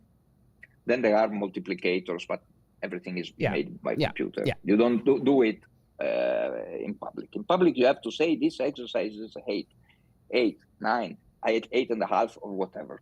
And 4 judges are lifting the points. And if 3 judges are giving 8.5 and 1 is giving 6, he has to say why. Justify it, yes. So you have to concentrate in the same way for all dogs, because otherwise you make more mistakes. Having a colleague is a reason to keep the attention high, to keep your cortisol level as continuous as possible, and to keep the same sharpness of your sense. Because you judge not only for the dog, for the public, also for the colleague, for yourself, for many reasons. In a very big competition, having 2 judges means having a more constant level of judgment, I think. And people would understand better and accept better your critique. So what do you think is, what is stopping, what is preventing to have two judges? Why are we not accepting that format? They do it in the FMBB, but then they make it extreme, 5 judges in the field, and normally the supervisor is not the same level as the others, so you have a description of the work that is not in combination with the both, and so something is not functioning, and a field too crowded is not functioning, so people start saying we don't want to make the same mess that we have in the FMBB. This is one reason. And we also have seen in FMBB with 5 judges on the field, still incorrect judging, you know, because of the home country, because of whatever factors. Many things. Second mistake can be if you have a very dominant judge and a rookie, then the dominant judge is judging, the rookie is just influenced. So this is another problem. Then the cost, because the judge is not just the traveling cost, but you have a judge for 1 week. So you have to buy a hotel and everything and bringing up and down. So the judge is a cost for the organizer. If you have 3 plus 2 supervisors, it makes 5. If you have 8, it's a lot. Yeah. So it's a big cost, and we have problems about this also. And I think also a little bit judges like to be the prima donna. You want to be in the middle of the field and say, okay, now everybody has to pass under my judgment, and I am a tough guy, and everybody has to say, that is, accept what I say. Sometimes that for sure can be a psychological problem, of course. Yeah. I made a proposal 2019 in the FCI Working Dog Commission after the championship of Vienna. All the delegates agreed about this, but then we never acted. So we still are waiting to decide how to make it real. I think we are a little bit moving in this direction. Yeah, there is a conversation at least. Yes. What is really positive is who has been judging with a colleague of the same generation. I have been judging a lot in foreign countries together with some colleagues. Always the same, of course, but we respect each other. We like each other. We understand. I prefer this exercise. You prefer this, but we can find a way in between. Understand each other. Why? Understand each other. Like Mike Groib. I've been judging a lot of times all over the world with Mike. And I think he is a very good judge.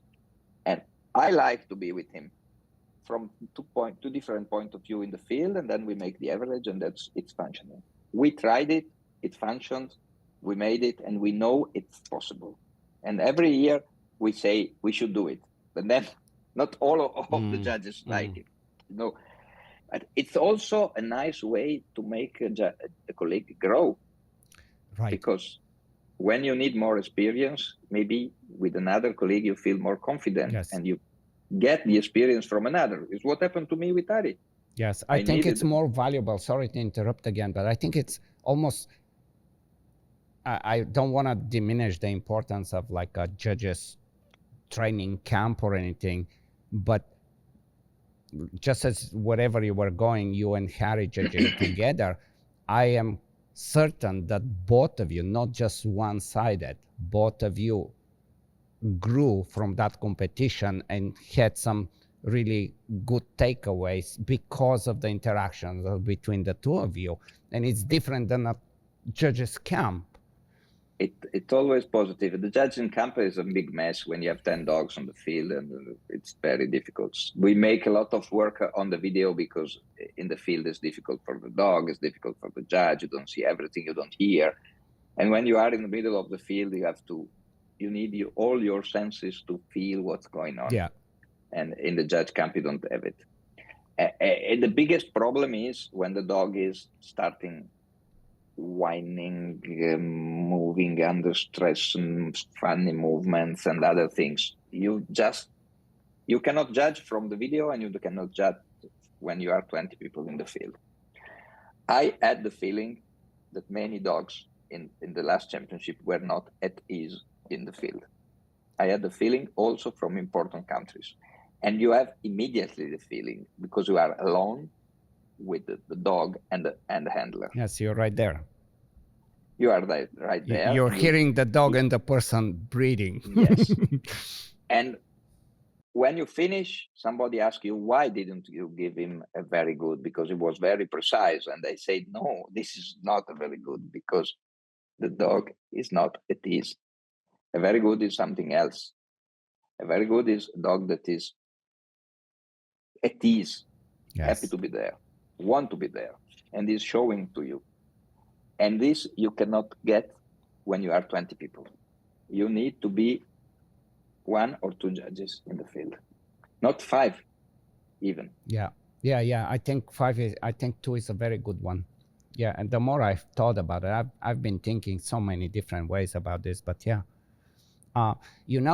Since we are on that topic,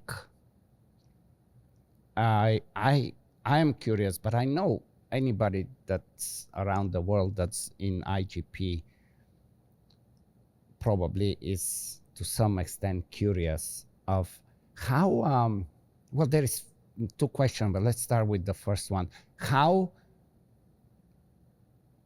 What is the path towards if somebody wants to contribute and take part and be part of like the Working Dog Commission or contribute in any other way to the sport? How if somebody has the time, has desire and potential, what would be the path to that? How? The Working Dog Commission is a commission held by the FCI, so the members of the FCI are the countries, the single countries. So every country is sending a delegate. That's the point. That's the first point. So the members of the.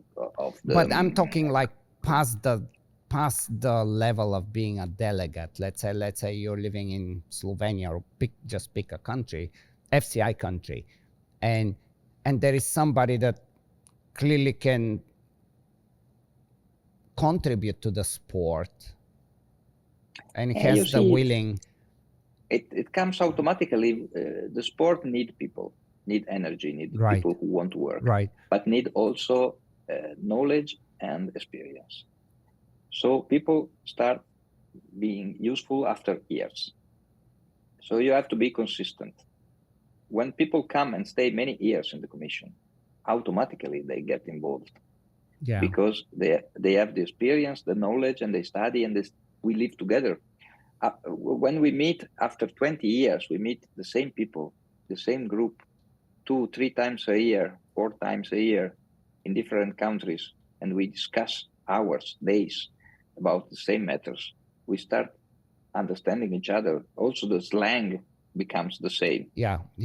We talk each other with the same words, and that helps a lot. And also with people who are not joining the meetings. Like think about Pierre Waldstrom, another super judge, is not the delegate of his country, but he is always there and is contributing in some way to the discussions. He comes in the judge meetings. It does his own part.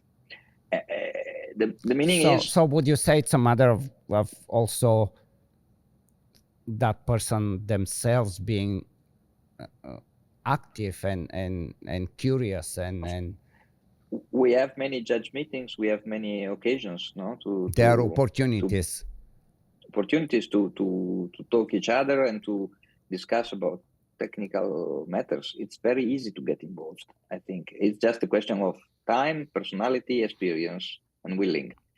Nothing else. There is not a door to open a key. Because the door is really open.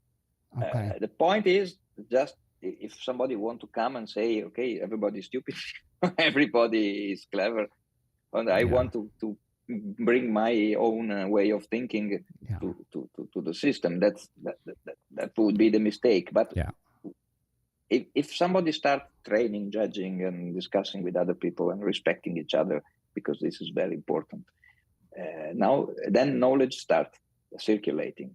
I think that is a question of respect of each other, because it's interesting. It's the best part of dog sports, I think, knowing people, respecting people, and trying to get the best. And it's very responsible. I mean, it's like, yeah.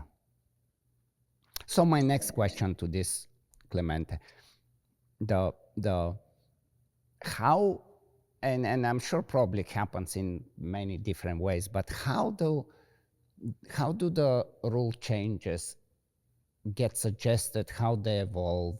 Like, for example, going back to mid-90s again, when it was IPO and as you mentioned, the SIT, and then I mean, there were a bunch of rules. I mean, we were clearly kind of trying to do something, and then we just kept modifying, and there was for quite a few years that we just went through a lot of changes, right?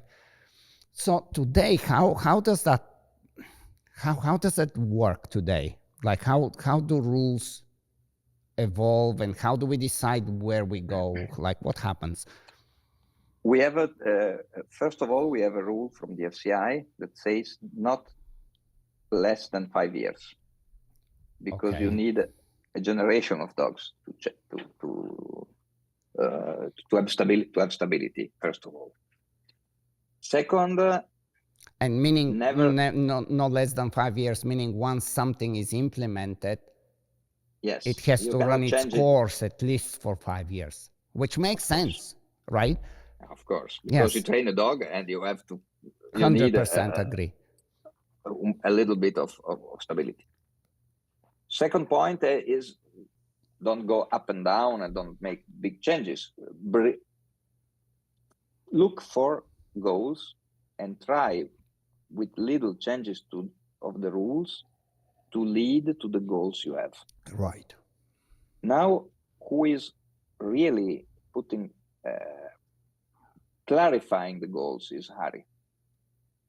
Harry, especially in tracking and protection, is putting some kind of goal. And something very interesting is what happened in tracking is not the problem of being precise. What is precision? The goal is the dog is supposed to solve problems by himself. It's got to find the track. Find the track. Solve the problem and stay self-confident. This is what we want to see.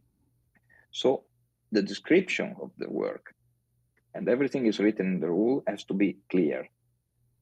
No other kind of shit. It's not possible that after the object you want the dog to step back, because otherwise you take him away half a point because he's losing 1 meter of track. This is not the goal. The goal is normality. The dog has to indicate the article and then has to start again searching, showing the willing to search and not performing the exercise to step back or something like this. The dog has to be able to solve the problem, to find the track by himself without showing panic or other situations, and without changing his attitude. This is what we want to see. And so if this is our goal, then we have to modify a little bit the rules to lead everybody to this goal without destroying the work of the dogs. And then nowadays we are saying, okay, we look what is extreme and we take it away. The dog too much focus on the article. It's not necessary. We need a dog that is clearly indicating the article, not half a point because it's touching with the nose. Yes. It's stupid. Yes. With the finger, it touches with the finger half a point. No, the dog has to be self-confident and happy to indicate the article. Finish. Way more important than anything else. And the same is a protection. No more sticks to make the dog so close to the blind and turn around with the 8. That was absurd.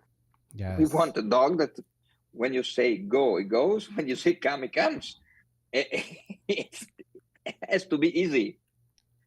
And slowly we go back to the basics, and we look for the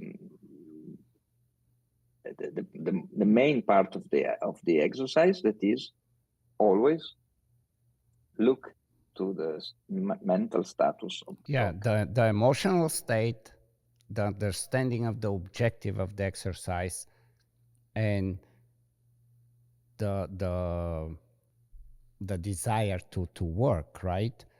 And I guess, like, you know, because this goes everywhere, tracking, obedience, and protection. And that's why I mean, all the people that listen, they're most likely all IGP people. And that's why all of us love that sport, because there is so many different components, and we need to, it's just not easy, and it's a freaking amazing game to do. But when rules, you know, even if rules doesn't change, there is something very interesting as a dynamic between what the judges think and how the trainers and the competitors are finding always some way to beat the I wouldn't say beat the system, but to kind of come up with a solution to what the judge wants to see. However, it's very exaggerated. So, for example, as you said, with the starting from the track, the article on the track, and the dog kind of goes almost backwards before it starts to go forward. Well, we don't want the dog to just go 5 meters away and start tracking then, but we don't want him to go back either. We don't want the dog, when it's searching the blind, to make this unnecessary weird spin around the blind, which is also not direct recall. It's just going the other way. We want the dog, when in obedience you're running and you say stand, you want them to stop. And just because if you teach him to jump up and stop and you're successful, that's still not direct. And why do you think competitors always, instead of focusing on how I can make it by what we really need to make, why do we try always looking for some trick to make it happen? You know what I'm saying? I'm 100%. I 100% understand what you say, and I have an answer that comes not from the dog sport, but comes from normal life. I like mountaineering. How do you say? Climbing mountains. Yeah. I have a small house in the mountains that is close to the Montrose. 4,500 meters, 600 meters. And now I don't climb it to the top because I'm old, but when I was 20, I used to go to the top, of course. And if you have to go to the top, you need to follow a special path.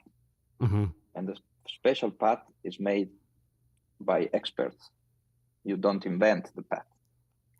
And the path is beautiful because you always climb at the same speed, at the same level, with the same difficulty, and you go up and down, up and left and right until you go to the top. But whenever you go you want to reach a peak in the mountains, you will find a path.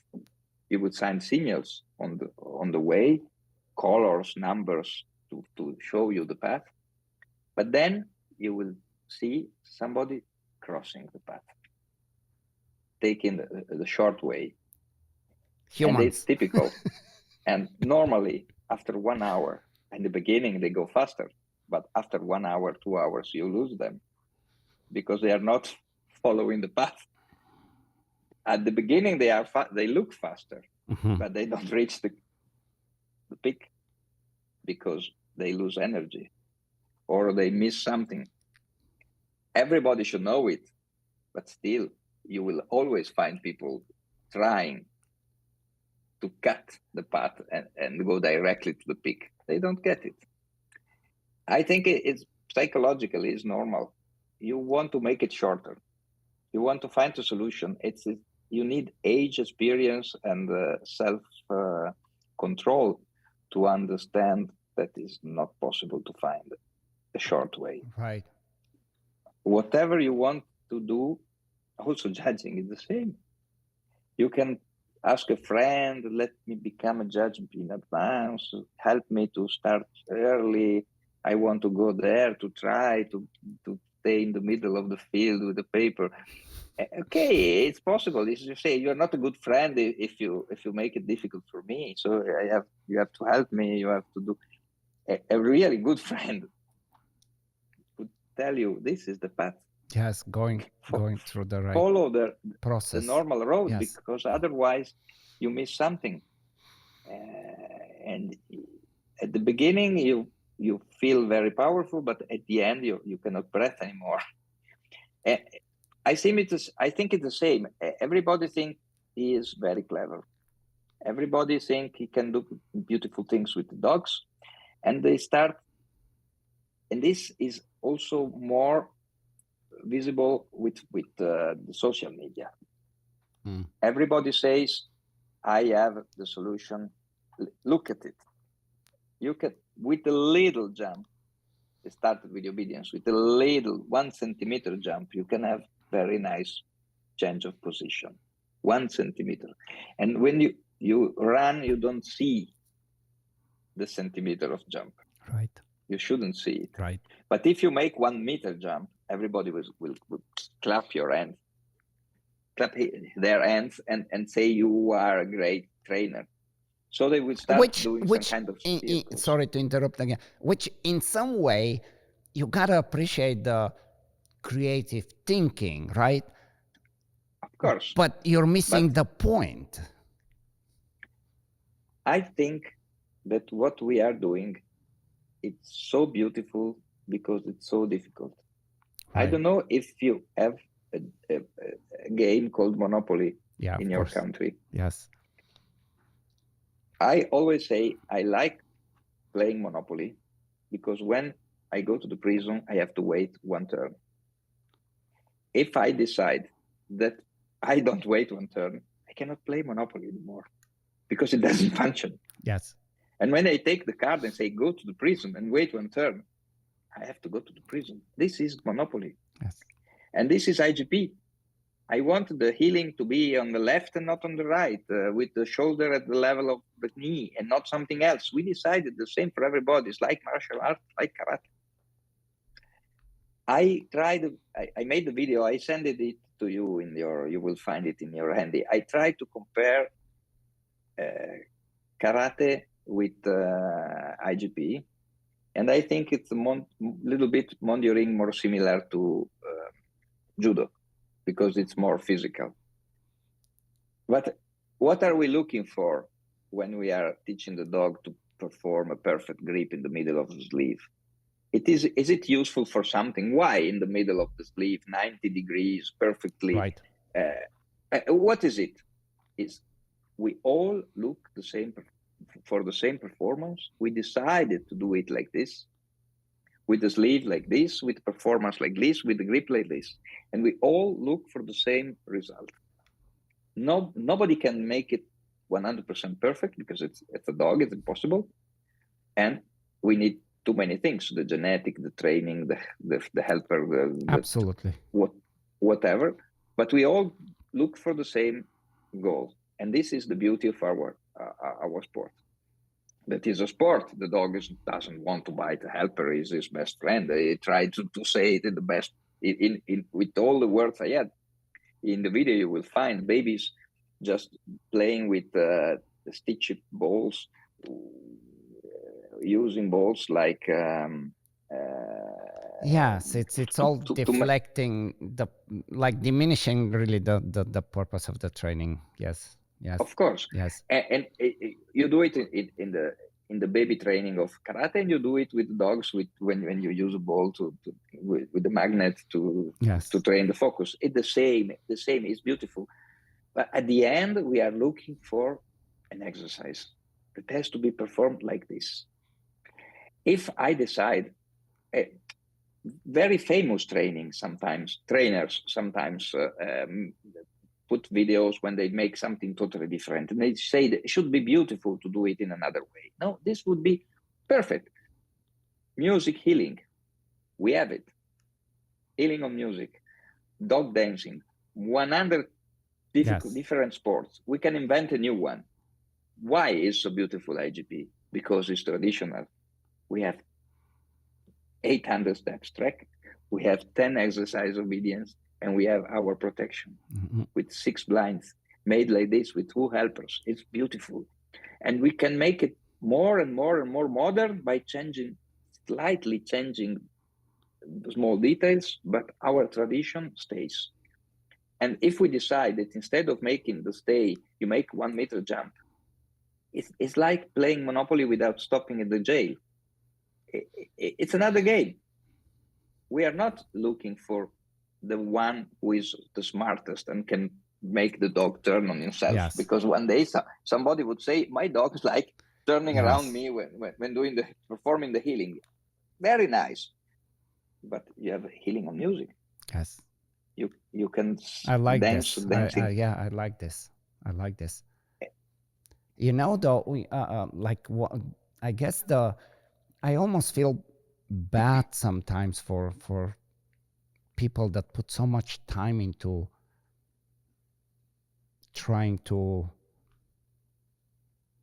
do something like this. Like, let's say, I don't know, let's pick the jumping stand, for example, or the tracking, the article, and any of them. It really, when you think about it, it takes probably even more work or the same amount of work, but you're just changing the reason why you're doing something. And the big problem starts to, I think it's a big problem. I don't know. You tell me what you think. That then a judge that doesn't have the experience and the confidence, and they see a dog doing it this way, they actually award the points that they shouldn't give to the dog. And now the trainer or competitor becomes very confused because one judge says this is the most beautiful, excellent exercise, and the other judge, instead of putting it even in the HG category, says this is a good exercise. I mean, I like what you're doing, just as you said, but that's not what we're looking for. And how can we make competitors and judges kind of be on the same page instead of going through these difficult moments? Like, is this even possible? I think it is a mistake of the commission, of the politic. We should keep always the same level of judgment every year, so people can come to the FCI and say, okay, this is the requirement. I will train for next year to perform like they are asking to me, not change. Yeah. This is important. This is why I would like to have the second judge, because 1 year we are judging 2 judges, and next year the second can be the first, and we have another one like they do in the German Shepherd. There is a continuation. Yes, find other solutions. I have some colleagues that judge exactly like I do. You nominated David Garcia. We judge in a very similar way. Yes. I have a lot of respect for David, and we try to keep consistent, and so people can understand. If you go up and down, it doesn't function. But from the other side, I must say, I judge dogs that make a little jump or little things like this, and I deeply respect the work of these people, because when the dog reacts properly, is happy, self-confident, it's a high level of training, no doubt. You must say it is nice. but it's not exactly what we are looking for. Mm-hmm. I'm looking for a dog that does it a bit less, because this is our goal. You have to stay one term in prison because you take the camp. Yeah. This Yeah. is the system. Then we have to be respectful to the people who show this kind of work. I can have a little problem when a handler comes with a stressy dog. When they come with a Velcro dog, then I can give a satisfactory, and I have no problem. When the dog is biting, when the dog is not social, when it's not self-confident to world championship, you don't come. When you come with a Velcro dog that is afraid, take the dumbbell, put down the ears, and come to the Velcro position because you are safe. Yeah. This we cannot accept anymore. Then we can say, I'm sorry. Always with respect, of course, because these people have been training maybe 100%. one life and have an experience maybe I don't have. So I still respect this kind of handlers that present a dog with like this. But I'm sorry, we are not looking for this kind of presentation. This can be 80.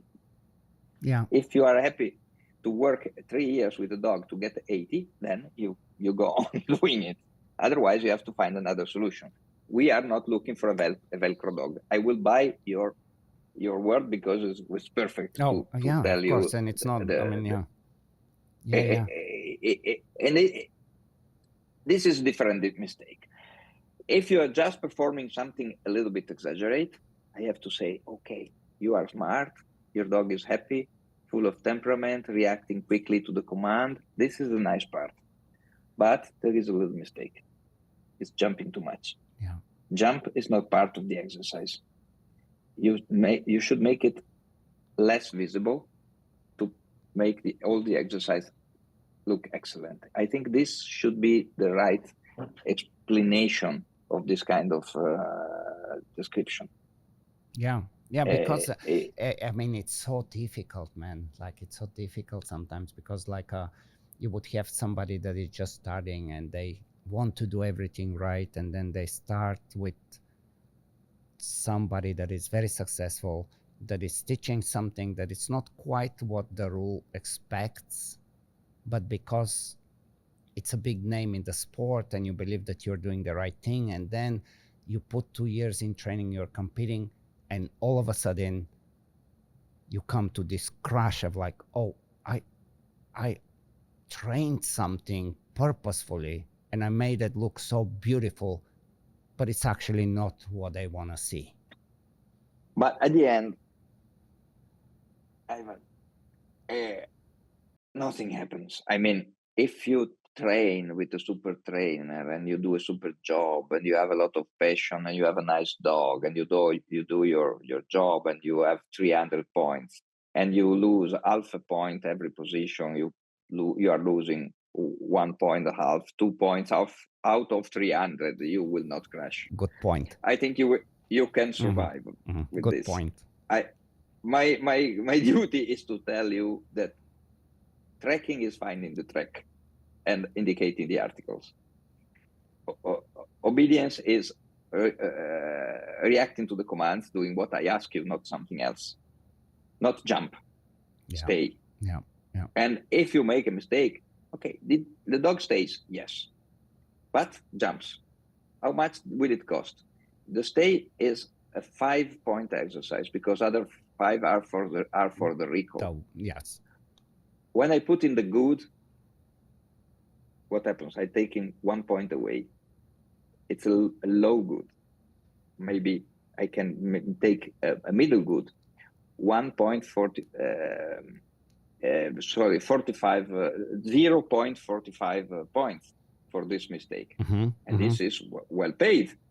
So if you lose 0.45 each position, this is good payment for the jump. Absolutely. So, this is respectful for the handler, but is respectful also for who perform the proper exercise. Because I'm working now on the sitting motion of my beach.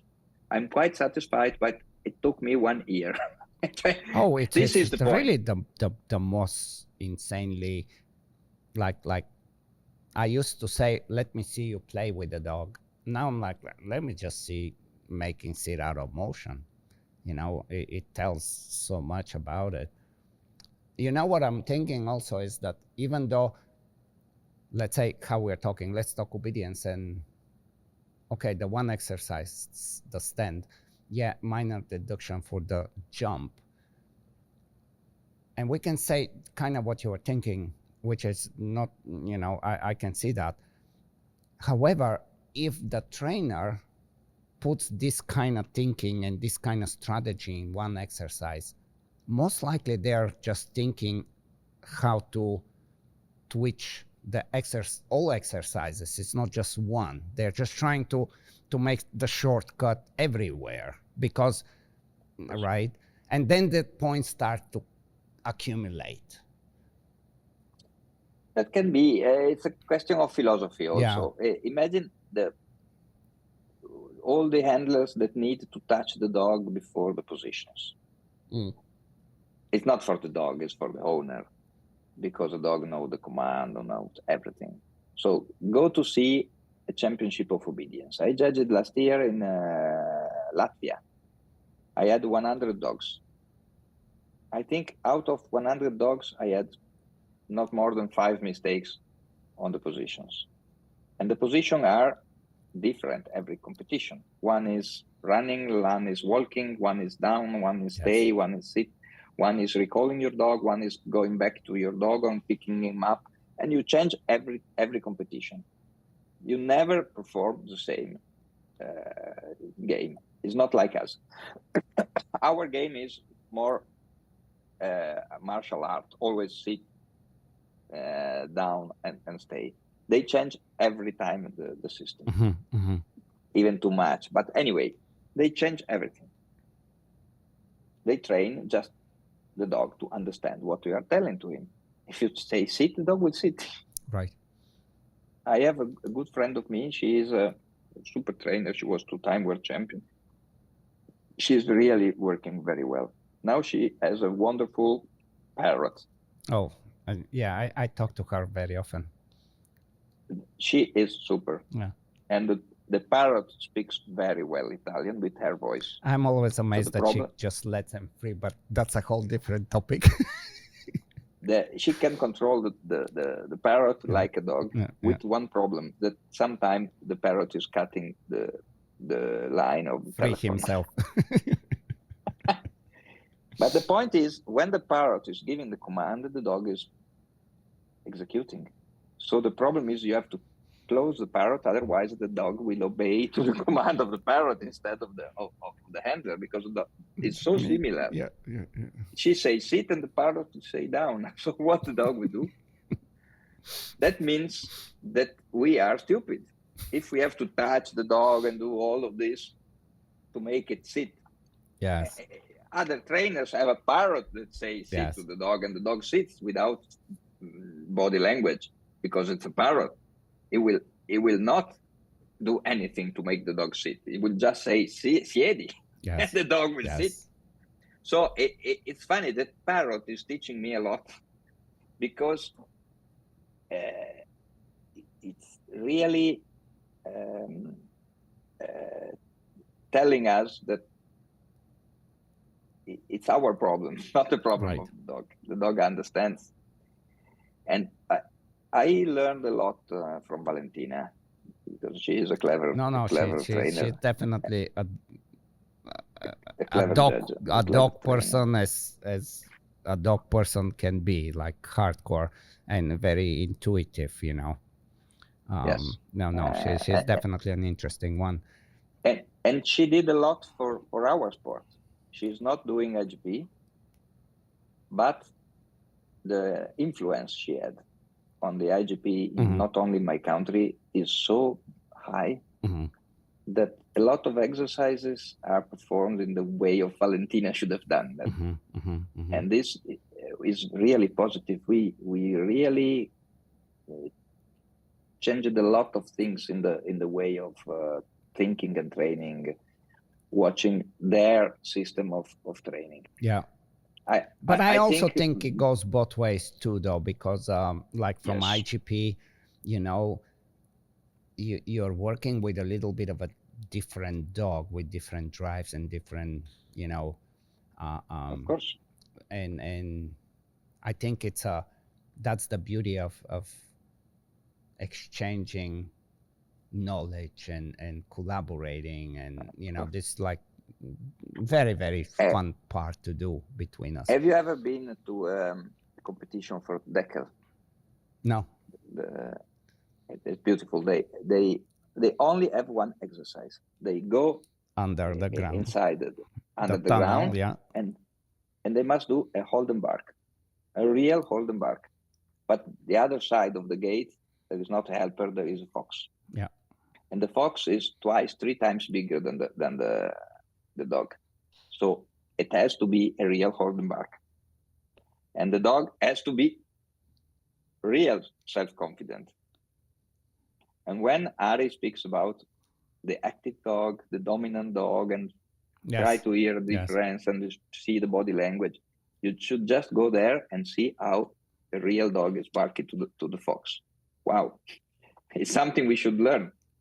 Sometimes after this, you go to the IGP competition and you say, whoa, a 3 kilo Deckel is barking more than this German Shepherd. What happens? Not just the voice. I mean, the body language, the self-confidence, the attitude, the message 100%. That is coming out. I totally get it. And this kind of almost going to lead to going into some direction that I don't know if we go right now, but I'll just touch on this and see where it goes. Because the reason the dachshund, what we call it in English, dachshund, they, or whatever the real purpose of the behavior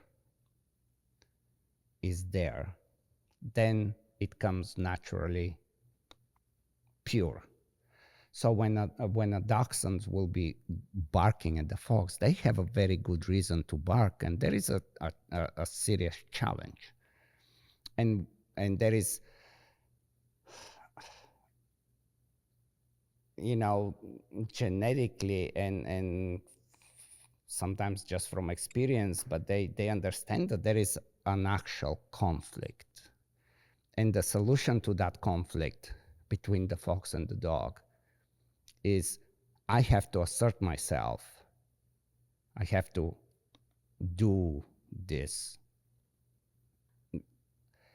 When we put this into IGP context of the bark and hold in the blind or the guarding on the open field, and then we say, well, we can train the dog with a little platform to come so it's not touching. We can throw the toy to the side. I mean, there is so many, many ways, right? Of course. But we are losing in some way the meaning of that guarding. And what I mean by this, and that's just me thinking out loud. I might be way off, but that's my thinking. If in the blind or in the guarding, there is some challenge and there is some conflict, I call it conflict, and I hope people don't picture some crazy shit happening to the dogs, because that's not what I'm talking about. But once we teach a dog just to perform the behavior, as a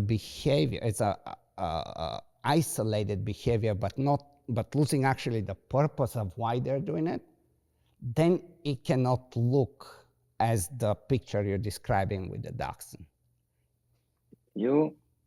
I'm sure you remember, I go back to 1992, what André should have told about this. We think we can take a puppy and teach him the hold and bark, but it's impossible, because the barking is not coming as an exercise, but as an emotion. Yes. And if it is a puppy, he will never be dominant. Yes.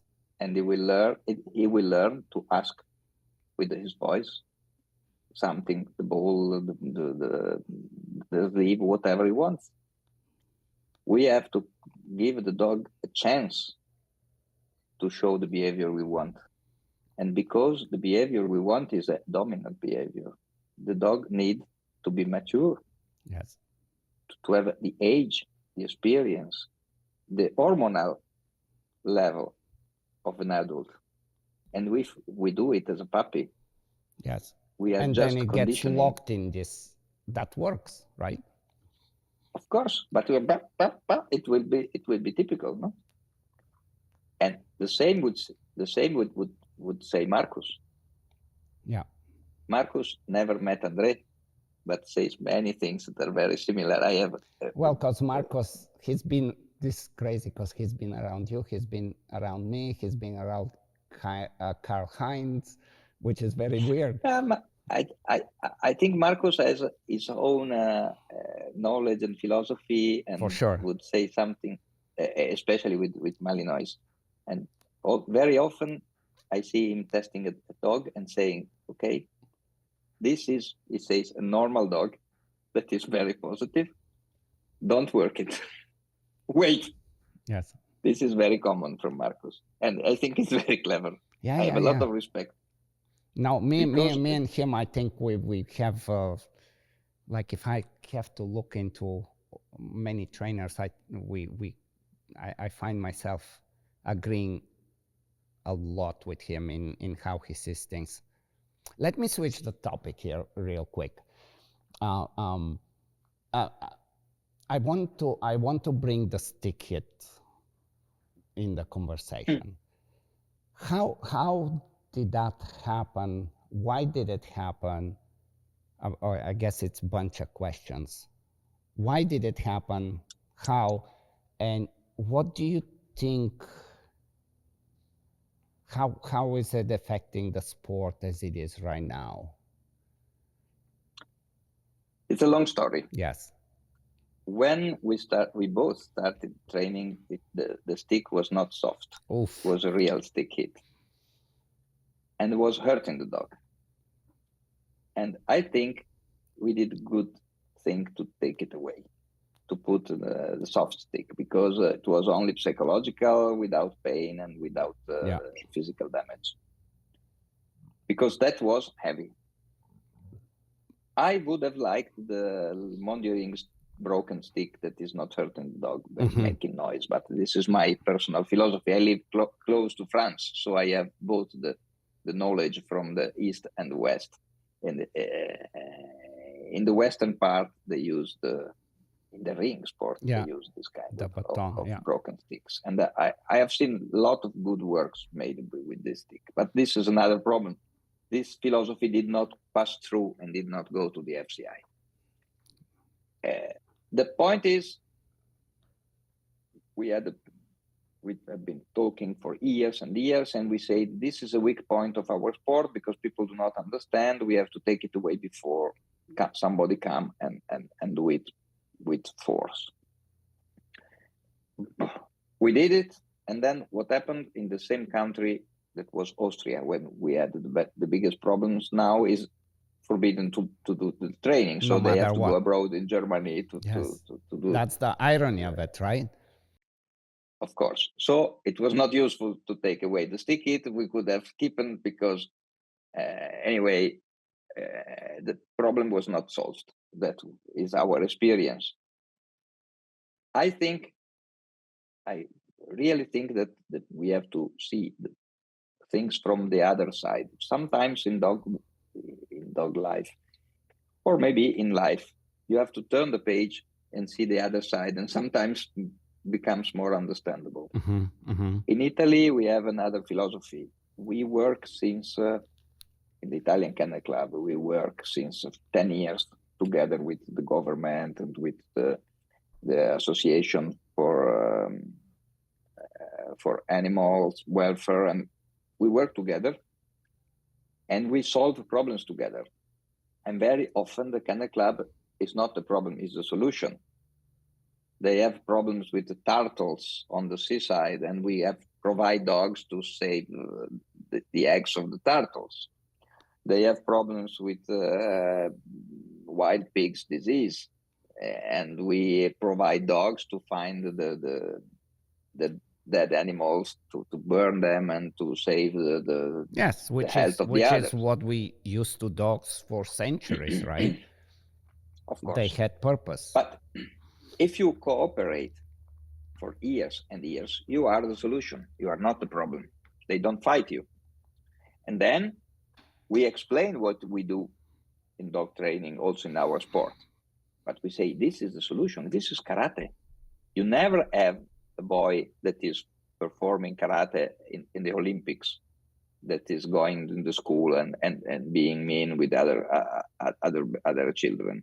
We never have this kind of problems. True. Because it's discipline, it's positive, it's something nice for the dog. If anything, it makes bad kids become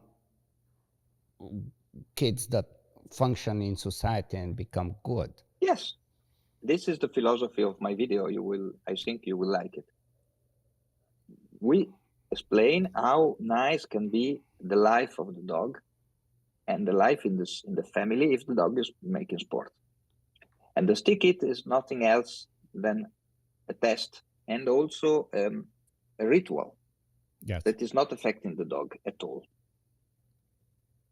But in reality, we don't have it anymore, so I don't think it would be possible to bring it again in the sport, because in Europe is a big problem and we have to fight too much. So for the moment, we cannot discuss about this. So I just can analyze what happened. Okay, in a big competition, nothing happened, because what we used to see with the stick it, now we see with the transition phase and especially also in the watching phase. After the out, the dog is showing himself 100%, and the stick it with a good dog is nothing. It's just taking away the powder, because where you really see the conflict is in the transition phase and after the out, in the watching. If the dog is really active, motivated, dominant, self-confident, and whatever else. But it's like in the retrieve. Sitting in front is different from the Velcro. and you see the difference. And if the dog is not just asking for a ball, but is not also nervous, is not also chewing, is not doing a lot of things, and is there in front of you and saying, wow, now I want to gain the sleeve, you have the same that you could have with the stick hit.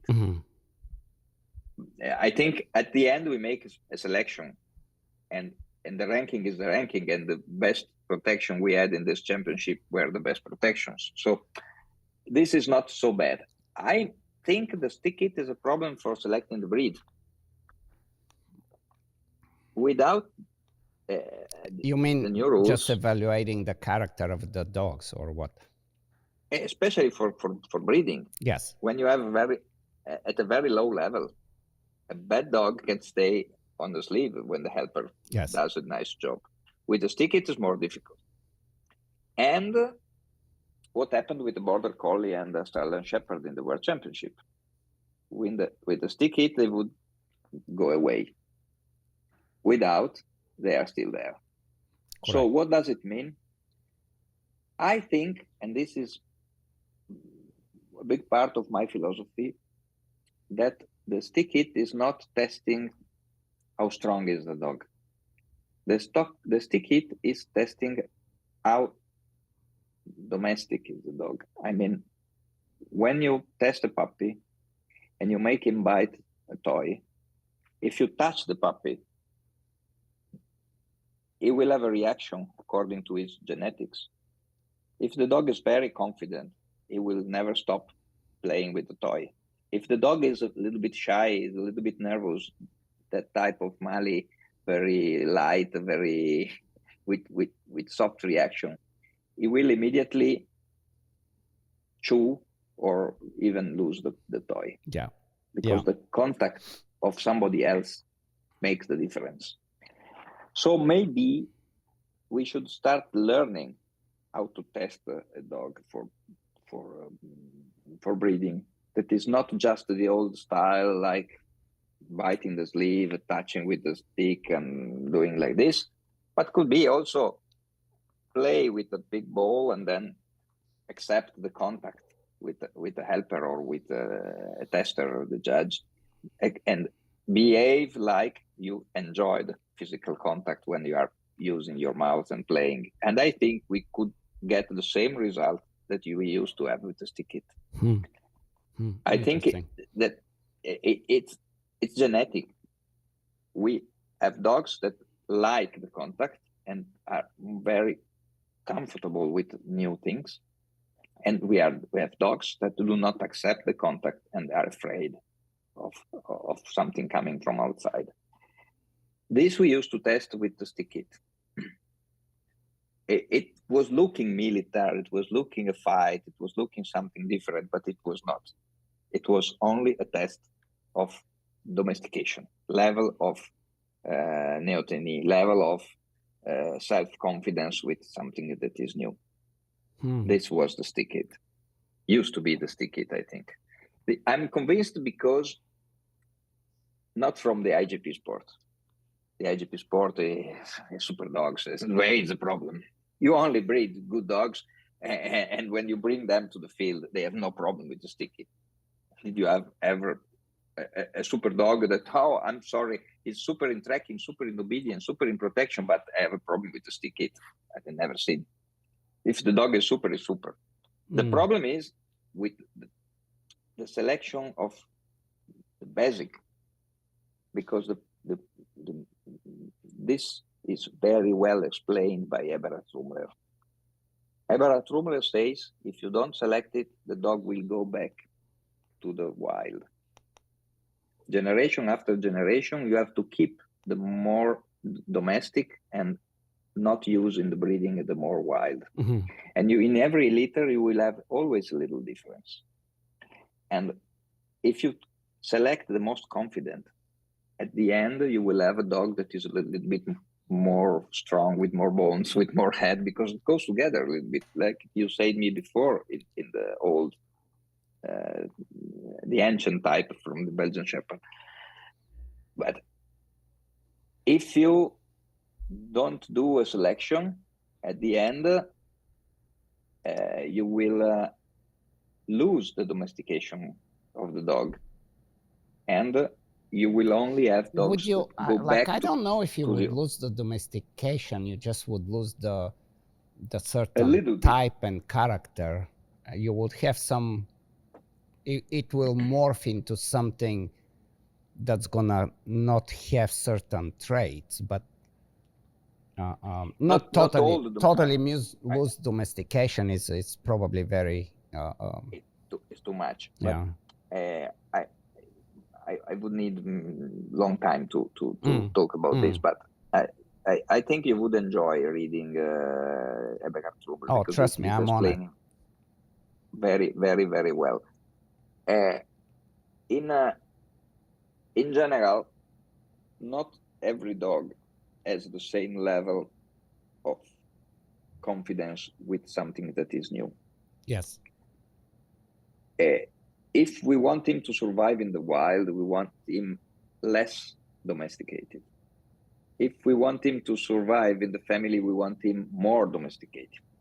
If we grow up in a family of fox, she will recognize all the family, but when somebody else comes in the house, she would go under the bed and will not come out until this man goes out from the house because it's a fox. If we want to select a dog for the sport, we need a very high level of domestication, because we want the dog not to be afraid of something that he doesn't know. And the contact with something that comes from outside when he is biting is a super test. But imagine what they were doing with the boxer. The Körung of the boxer, the selection for breeding boxers, was made like this. You come with your dog with a leather collar. You give the dog to another man that is taking the leather collar, and you go away. The helper go to the dog. The helper, this guy leave the dog that has to bite the helper. Yeah. Where is the point? It's not the helper. It's not the prey. It's not the slave. It's the guy. It's the can I Because function independently from my owner? Of course, but the boxer is a molossoid. He's supposed to be 100% self-confident in this situation. Used to be, now he's a show dog, so they destroyed also the boxer. With time, we can kill every breed just by showing the dogs. It's easy and fast. But if you take the real boxer, the traditional dog, it's beautiful. It's a dog self-confident, dominant. I love the real boxer. And it's a typical dog that you can do whatever, and he will never lose his spirit, playful and self-confident. And how you test it? With somebody doesn't know. And if somebody is keeping him, he says, no, it's no problem. Who is this guy? I don't know. I don't care. I want a helper. I want a bite. This is more than the stick it. 10 times more. We can get the same result for the breeding instead of using the stick it by using another system to test. What is important is what we are testing. We have to be aware that we are not testing the resistance of the dog to the pain, because the stick it is not giving pain. Correct. We are I agree testing something else, that is the psychological acceptance of some new things coming from outside. Somebody is touching me and I don't know how, but I don't care because I'm biting the sleeve. This is the purpose of the stick it. We can do it another way. Imagine monitoring. They do it with plastic bottles. Nowadays, when the dog comes to bite, there are plastic bottles all over. They call the artifice in French. Right. We had last weekend in Italy the World Championship of FCI monitoring. I watched it. You have been seeing, and with the plastic bottle, the dog is going inside, and you evaluate the dog is going around or going directly through the bottles. This is something you can evaluate. This is more than a stick it. It's a super test, but nobody will discuss about, because it's not the gesture of somebody who is beating the dog. I think it was only psychological, and with culture, we can go around the problem and find a better solution. Very interesting. Yeah. So I would disagree with this. I mean, I've been so, I don't know, loud about not happy that the stick hit one away. Me too. And many people are. I think it really took a very sharp curve to the program, because a lot of us don't believe that the evaluation, that we can do the type of evaluation anymore without it. And here is, let me give you some of my points, and let's break it down, and because it's an interesting one. And I, from a breeder's perspective, from a competitor perspective, from a pet dog training perspective, you will see how that goes even to pet dog training. So I have a few things, and let me see where I want to start. So the one maybe the first one to start would be, we know, I mean again, like you're clearly understanding martial arts. I've spent half of my life in it too. And imagine if it's a no contact sports always. Imagine somebody playing, training jiu-jitsu, and you're teaching the kid an armbar, but they never get their joint. I'm not talking breaking their arm, but they never get the feeling of discomfort of what happens when your arm is about to crack. You don't understand from that point on, I think, what you're training for anymore. And you also are not prepared if you ever gonna have to use your martial arts to basically how you deal with discomfort, who you are in that moment of actual discomfort. And there is a to me a huge difference between a threat of showing, hey, look what I can do, versus actually knowing what can be the end result through experience. The other one is, and that goes from as long as I remember me training protection training, and we're talking all the way back to early 80s in Bulgaria with Russian military style training, really crazy stuff, and evolving to where I am today. There has always been kind of like these two paths of it. One is, hey, there is a stick. Let me show you that it's not gonna hurt, don't be scared. The same thing with the bottles or whatever. We can present the dog and say, you can handle this, let me show you that it's just a big ritual. Or we can intelligently show the dog that what you're thinking that this can bring discomfort actually can, but you can overcome it. And I think there is way more value on learning that something can, but you have a solution. And you also, when it comes to selection for breeding, you are by a big stretch way better off in your evaluation of a dog to know how they can handle and what they can handle. Another one is the whole training aspect of it. You know, like Mike Tyson has that very famous saying that everybody has a plan until they're punched in the face, right? And it's just a brilliant you know.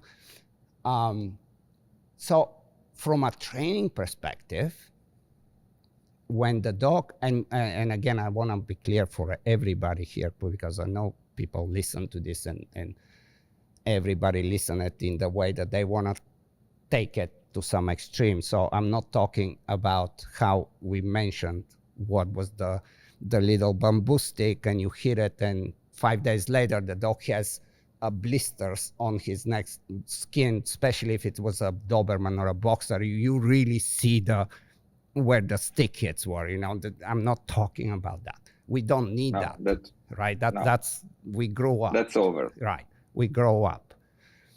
But to be able to challenge, to twitch the dog, to basically say, you motherfucker, or say, oh, now the one that says, you motherfucker, it takes very interesting, like it's this is where training also, besides, so I kind of, you know, the two different parts of it. The one is the selection, but then there is a big part that it challenges the trainer's skill to be able to control the dog when they're in a different state of mind. They're now, just let me do my job. I don't want to listen to you anymore. This just got personal right now. And not necessarily because, again, of pain. It's just enough that you're able to say, what are you going to do about it? And he's like, screw all the rules, I'm not listening to my.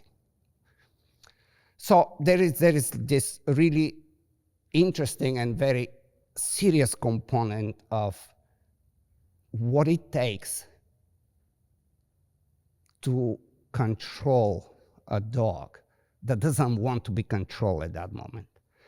And this goes, like, we can take it totally out of context from the IGP program, and we can really move it all the way to pet dog training and behavioral problems, where a dog wants to fight with other dogs or other people or whatever. They're in a certain mindset that they say, I'm taking care of this. You see where I'm going with this? Yeah, of course. And it's such a tough one. Like if again, you and me can go back in time and like not our time, but just the history, the evolution of dogs, and you know, bunch of people trying to start a fire and whatever the story was, how it ended up. But all the way from back then, there were two reasons why we connected with dogs. And one of the biggest bait that humans, you know, the very attractive things that we recognize from way back then was that the dogs can be protecting us in some ways. And then we have the other dogs that we take them for a different reason. Like,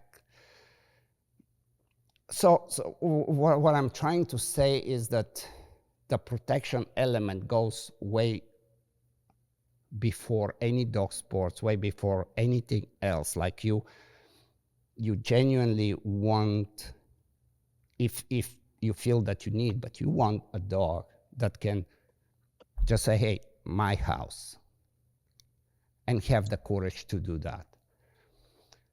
And I truly, from all of my experience, I do not for one moment can get convinced that if we don't challenge, if we actually don't bring some level of discomfort, but just make a big display of how scary it can be. But it cannot be scary unless it's been experienced, right? So we're losing in selection. We're losing something, like we have to guess, or as a breeder, we have to do it on a side, which makes things very complicated. And a lot of times it will be very uneducated, dangerous things that people will do. Then you have the training aspect. We challenge everything, which is really, you know, how we are talking about the FCI Obedience or agility or anything else. They're cool sports, but they don't twitch the dog in the wrong way, right? And that's for people that are kind of old enough like us. I think that was a very interesting component of the game, the one of really seeing, hey, what you got. And the other one is how we can improve our skills as a trainer and gain control without universally suppressing the dog, but convince them that we are still a team and we're still together, even though your blood pressure is off the roof and your blood is boiling, but we still can function.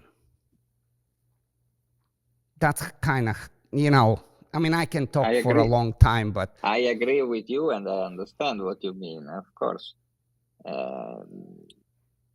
We should open a big discussion, and we should use some a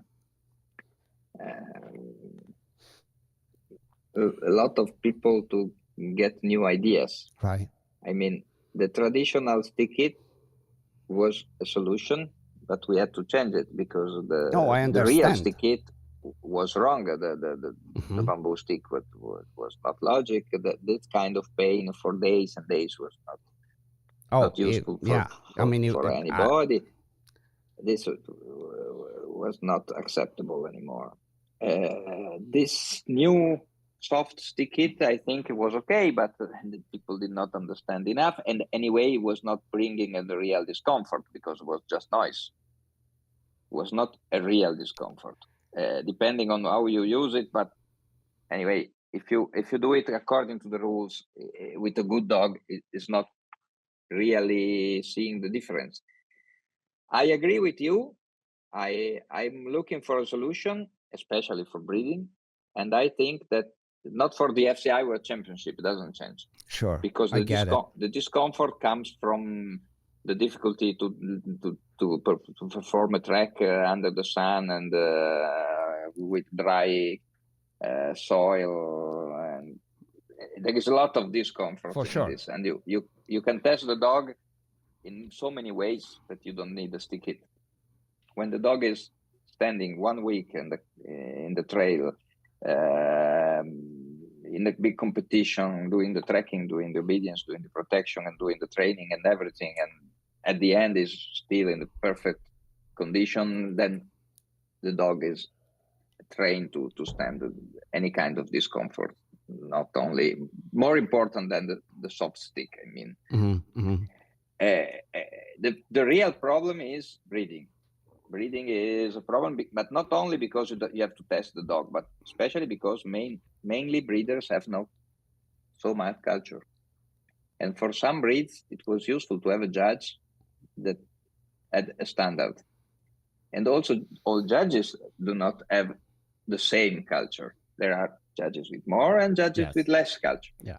So if you find an easy road, the same for everybody, and you have to test all the dogs like this, it's functioning. You can have a ranking 10, 9, 8, 7, 5, 6, 5, what you want, and you say the dog is reacting like this. You make you can control the dogs, and you have a result. If you cannot use a stick hit, you have to find another solution. Otherwise, in a few years, you can lose some quality of the breeding, and this can be a problem. Then I think culture can always find the solutions, because look at my breed. I love Giant Schnauzer. Yeah. And in the last years, we have seen wonderful dogs coming from the working lines and competing in the FCI. Yeah, they're really the only ones besides Shepherds and Malinois that are still there. Still there. This year the Rottweiler was nice, eh? But see, you say the Rottweiler. Well, of course. But I was the world champion, so it's sure. No, anyway, no.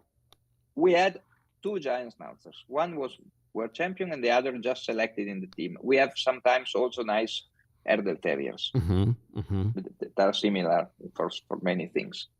Not just because of the breed, of the beard, but also other things. Correct. Yeah. And what happened with the Giant? The Giant is the only working breed that have no selection. You can become show champion in an open class with no working test. We can do whatever you want, like the Malinois. No, if you have a show Malinois, you become show champion without doing anything, because the dog is not capable to do anything. Normally, they are just afraid. But a few breeders with knowledge decided to build good dogs, and they did it. Some are in Poland, some are in Czech Republic, in Austria, in Germany. Absolutely. I pay attention to them too, yeah. A group of good breeders rebuilt a breed, and now is a breed at the same level like the Shepherd. They really can compete. And the World Championship is nice. Not only because it's a wonderful family, they are nice people, and it's enjoyable, really nice feeling, but high quality, good judges, good helpers, everything Yeah, functioning. doing it the good right dogs. way all around, for sure. And doing what? Just the knowledge of the breeders, nothing else, and it's functioning. So sometimes there are ways around to find solutions and to save what you are losing through the rules. And I always discuss with the headquarters of the Schnauzer organization, because I am a member since many years, and I am a judge, and I am a member of the technical commission of the International ISPO Union. So I discuss about this with the headquarters. Of course, we have 10 breeds. We have the miniature, the standard, the giant, the salt and pepper, and all these kind of things. And so you lose the focus on the working dog. But 20 good breeders in the world, not more, can save a breed. Absolutely. It's interesting. It's what I told you in the beginning. I used to think that there was a solution. Now I decided that it's wrong to find a solution for somebody else. You have to let people work, let the fantasy of the people go on. Just try to share a goal, and people will do their best to get this goal. Yeah. What we have to do is just focus the goal. It's like with the dog. Find the track. Show the article. Nothing else. I reward you. Let him work. I guess, I don't know if I mean, I totally get it. Like I 100% understand what you're saying, and I 100% understand why as an organization, and like why are we taking this path. I get it. The way, I mean, that there is evolution, right? Evolution is very powerful in everything, and a lot of times we lose along the way we lose the core of the interesting part, the challenging part. And life is not what in English we would say rainbows and unicorns. It's not always. Every living thing has to overcome something. And even this is even the more interesting part, is even when everything is good in your life, you kind of look for some challenge, you look for some adversity, like specifically some adversity, because it makes you, it's like a checkpoint. It makes you who you are. It gives you a reason how to function. And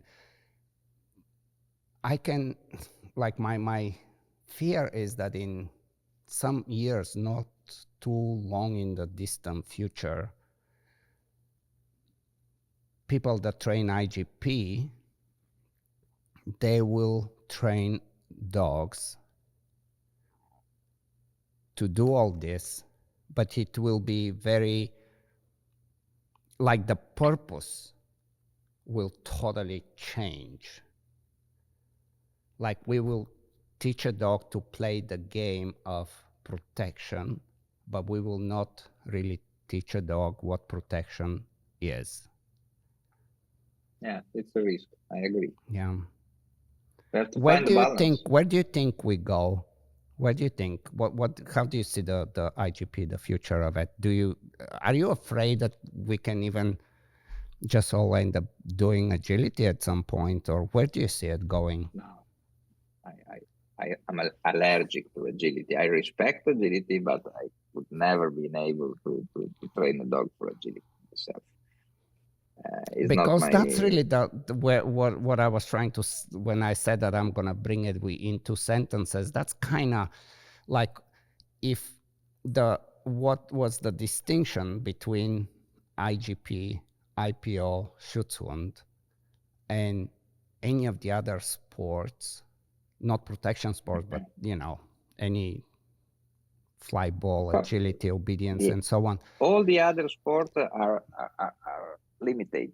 Right, because of that IGP, challenge of testing the character, and testing the character not by threatening it, but basically saying, I'm gonna poke you and irritate you and see what you're gonna do. And that changes everything. This for sure, but even one of the first things we have been discussing about is how similar is the behavior of the dog in the tracking and in the protection. Mm-hmm. How similar. Mm-hmm.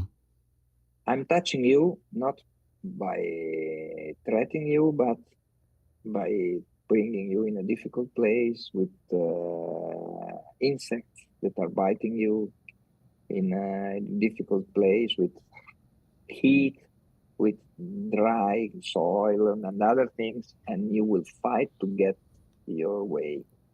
Sometimes tracking can be harder than protection for a dog. Oh yeah, times. no question. That's why we it is really interesting, the behavior of the dog in the track. I think that we will always have a dog that is fighting for his goal. Obedience is more soft, has more to do about the relationship with the handler and other things. But in tracking, the dog is fighting as much as in protection. Yeah. And we have so many ways to test the dog in this situation without having problems with the animal protection organization, because they don't know dogs and they don't know how heavy can be a track for a dog, much more than biting his leaf. It's really a question of culture and knowledge and training, because if you train the dog in tracking, you really know what he's doing. At the end, he's exhausted, he's empty after a good track. Right. And I think we will always find a solution. Man is a clever animal. I hope that so. Can adapt, and we will find a solution to select super dogs, even without the stick kit. Of course, if we would find a way that copying something from monitoring or something else to touch him, to threat him, to make changes, to do something, that could be interesting. But we have to discuss it. We have to try it. We have to make tests, and we have to start discussing about this. And IGP people are very traditional, very stick to traditions, even when they don't know the purpose of the tradition. It's funny. Sometimes the tradition is more important than the origin. And I like studying the origins because they tell me a lot about the purpose. That's good. I mean, it's I'm really enjoying the conversation we're having. So you believe that IGP will still, I mean, like, at least for for close future, people still will be able to do. It's unbelievably growing. Okay. I have the problem in Italy to organize the Italian championship. Now we only accept IGP3 dogs, and we have more than 110 dogs. Right. I don't know how we can do it as big as the World Championship. And it's not just a national.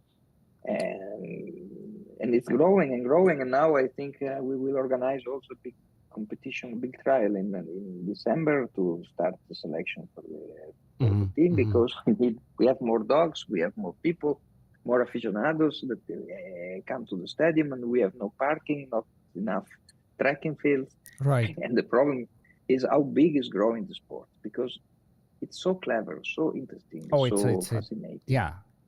And highly people addictive. Start to understand it. So we just have to say, okay, we don't torture anymore the dog to make it retrieve a dumbbell. We test in another way. We make a difficult track on a hard soil, and that can be enough to test your dog. But then you can enjoy training, you can enjoy working, and the dog has to be tough to be selected for this. Otherwise, it will never succeed. Perfect. And people understand this, and they are growing fast. and Do improving. you know, I mean, you personally, and also the Working Commission, and I guess everybody, is there a little bit of a fear that perhaps the sport is really shifting so much that it's losing that purpose that I'm talking about, that may make people think of other opportunities and other options, maybe creating something else instead? And again, like, I'll bring the example, since we were talking karate and stuff, like there is a very big difference by watching the world champion of karate doing kata, routine, to where there is it's just person on its own, versus actual full contact karate, right? Because the whole, the way you think about it, the way you train about it, everything just splits dramatically into different directions from that point on. For sure, the obedience routine is very similar to the kata, for sure. But then we have the fight, we have the helper that have to perform even better and better, and how many steps, which way he has to fight the dog, and we are working on it. Now we have 4 helpers instead of 2 because they have to be fresh. Very smart. And this is good because then they will do a nice job on all the dogs, because now we can have 150 dogs, so we need fresh helpers and good energy. So I think we are going up and down. From one side we follow a little bit the karate style, and from the other we keep the dog going. Of course, the challenge is changing, and we have different countries coming. Nowadays, the southern countries are getting better and better. Many good trainers went to America. In the beginning, America was not so well performing, and nowadays you have shown the best team in the World Championship. So it's interesting. In Spain, what happened to Spain? They are making a great job. In the past, they were not able to organize a World Championship. They did a super organization, and they played a super game with the team. And I think the ranking is the real ranking. The first America, second Spain, and what happened. But they did a good job. So for sure, no question. The Latin countries are getting more and more involved. Italy is also getting bigger and bigger. And we're seeing young people coming back, which for a moment we were losing young people, a lot of like young people. really losing them. The youngest competitor in the World Championship was in my team.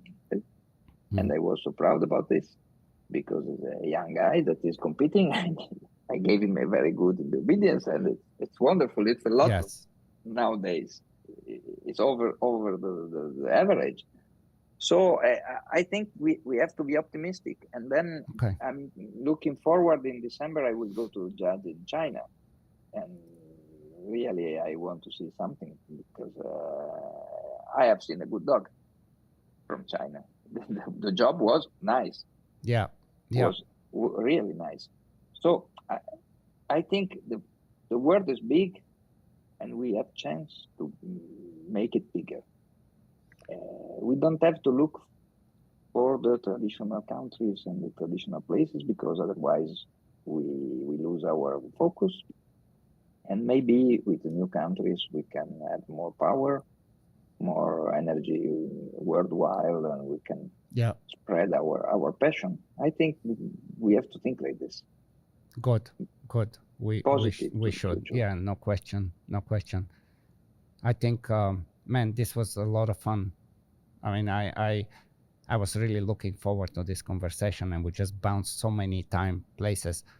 And I really feel like we need to do part 2 eventually, not right away, but I know we can talk about so many different things that are interesting, When we find each other around the world, we always have. That's right.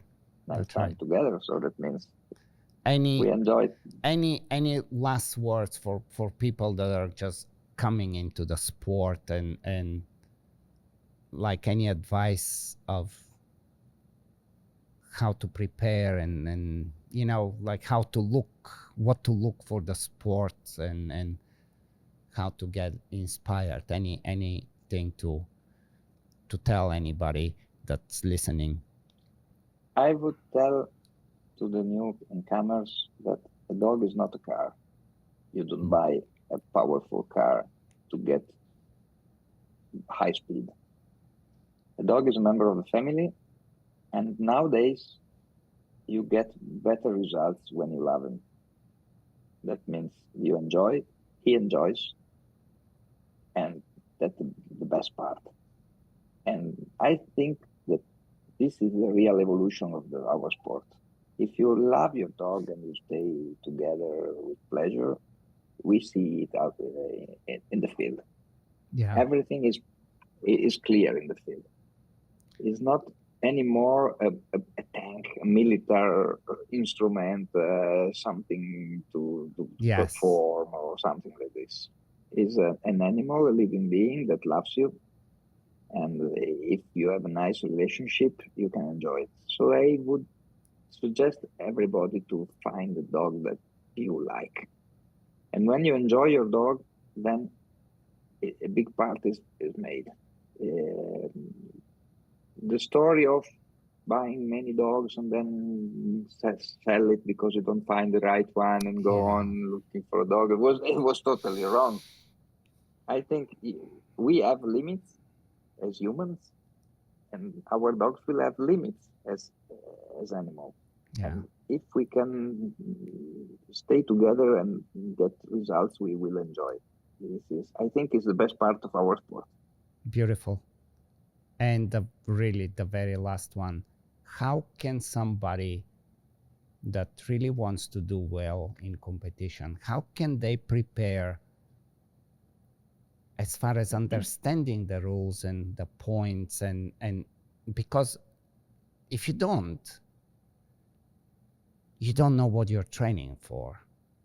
And I learned it the hard way. I was just like the majority of people that train, you know, I can tell what is excellent, I can tell whatever, but I never knew exactly the mathematics of you know, the percentages and what's important and what is more important and so on, until I actually went through a judges program. But going through a judges program, it's not, doesn't make Not sense for for everybody. people. Correct. So what would be your advice to how can somebody prepare and also not waste time in training something that actually will hurt them eventually? What advice you will give? Because this is, I think, is a very important task. When once upon, when you went to a German Shepherd competition or just a German Shepherd training club, you used to see people doing a lot of shit in the revier to make the Holden bark really aggressive, and a lot of shit to win 1 point, 2 points, less, I think. Destroying all the quality of the bites in the rest of the competition, losing 20 points to get 1. No, this is the typical question. Sometimes it's better to have a normal Holden bark and let the dog have a good quality of the bite for the rest of the competition. This is one of the typical answers, I think, in this case. And of course, Andre would have said, if you let him grow, maybe the Holden bark will be fixed by himself without touching the dog, and because the dog has to believe that he is strong. That is another problem. Not just be beaten and react with stress, with active behavior to the pain. That is not our solution. But this is a big discussion. I think the easiest is that in our times it was difficult to find a master. Nowadays you have a working dog, you have media, you have everything. You just watch. I do it always when there is a big championship. I take some dogs. I look to the dogs. I look I listen to the comments of the judges. I learn a lot. And I think nowadays the details of the comments are very, very understandable. Insightful. You can actually benefit from it, right? Absolutely. In a big competition, can be the USPA or the FCI World Championship or whatever. If you watch precisely what people are doing and you listen to the comment of the judge, you understand what is the goal. Nowadays is open. Everything is open. Everybody can understand. It's much easier. At our times, it was difficult to find a good bloodline, a good dog, a stallion, or something. You had to travel to go around the world Right. It was difficult. I was buying magazines, paying all the clubs to get the magazine and to know who was winning. Nowadays, you go in 5 minutes, you go in Facebook, Working Dog, whatever, and you have a clear picture. Everybody's a professor because I don't have to destroy a car traveling all over the world to understand a little bit. But again, there is the good and the bad from the social media, because like, let's say, a very common, I mean, I know the moment I say it, you will agree with me, but you know, like, you will have a competitor and they will get some points that they truly deserve, but they would not understand it, and they would think that the judge is just, for whatever reason, either favoring somebody or just purposefully screwing them over. They always think, right, this is an old problem. And then the whole social media explodes, and it's like, hey, you're right. And so you can see how somebody can get lost, and instead of really taking it more seriously, what the judge gives and the critique, and see, do I need to change something, or should I just get upset about it? If you follow the leaders, I mean the leader judges, we have been nominating many, Mike Groib, David Garcia, Ari Archon, all these judges, and you listen to the critics. They are very consistent. Yes. They always tell you what is the goal. Yes. I think this is a big help. And I wouldn't follow the critiques of Facebook. I would just watch to the performance of the dog and listen to the critics of the most famous judges, because they can help you to understand a lot. So the same. This year, Marcus was judging the German championship. Yes. Yeah. People have to listen. Yes. I think he has a huge knowledge. He's one of the, maybe the handler in the world that made the biggest number of world champions. 100%. And he's done it with a Doberman and a Malinois and a Schnauzer, and it's freaking, a lot of breeds. And also my last Italian dog that was world champion stayed 2 years in his club. Nowadays, people who has a lot of culture, or Pierre Wallstrom, I'm just nominating super judges with a lot of knowledge, and if you listen to their critics, you learn a lot.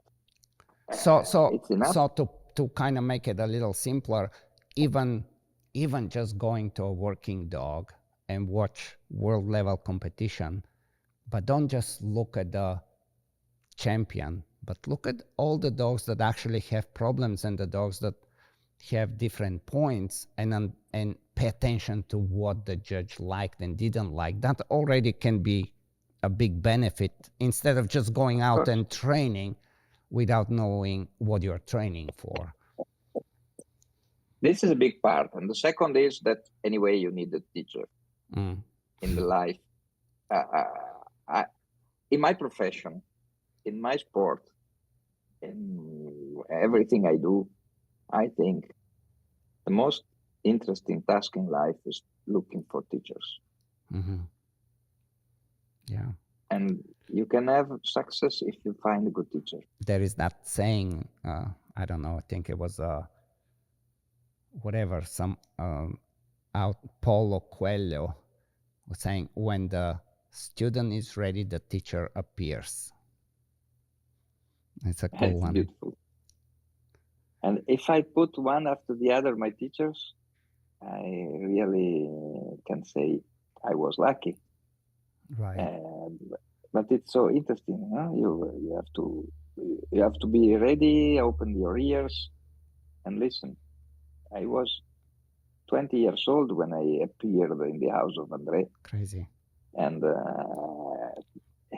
his wife said, oh, "It's impossible. You cannot go home now. You have to sleep." She took a mattress and put on the floor and say, "You sleep here," and that was the start of many years of passion. No? Yeah.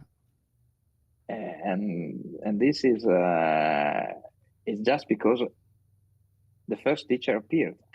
Yeah, sometimes really the stars have to align. There is a luck in everything in life, right?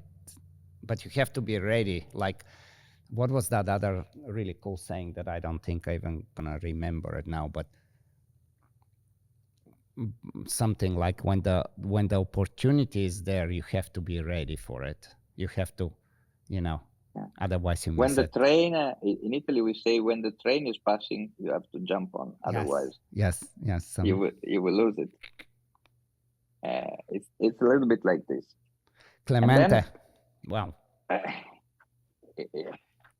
Just a question of enjoying our passion, nothing else. Right. Yeah, not to forget that's what's about. Yeah, we love it. This is why we do it. Man, thank you. I don't even know. I lost track of time or anything, and we're just talking.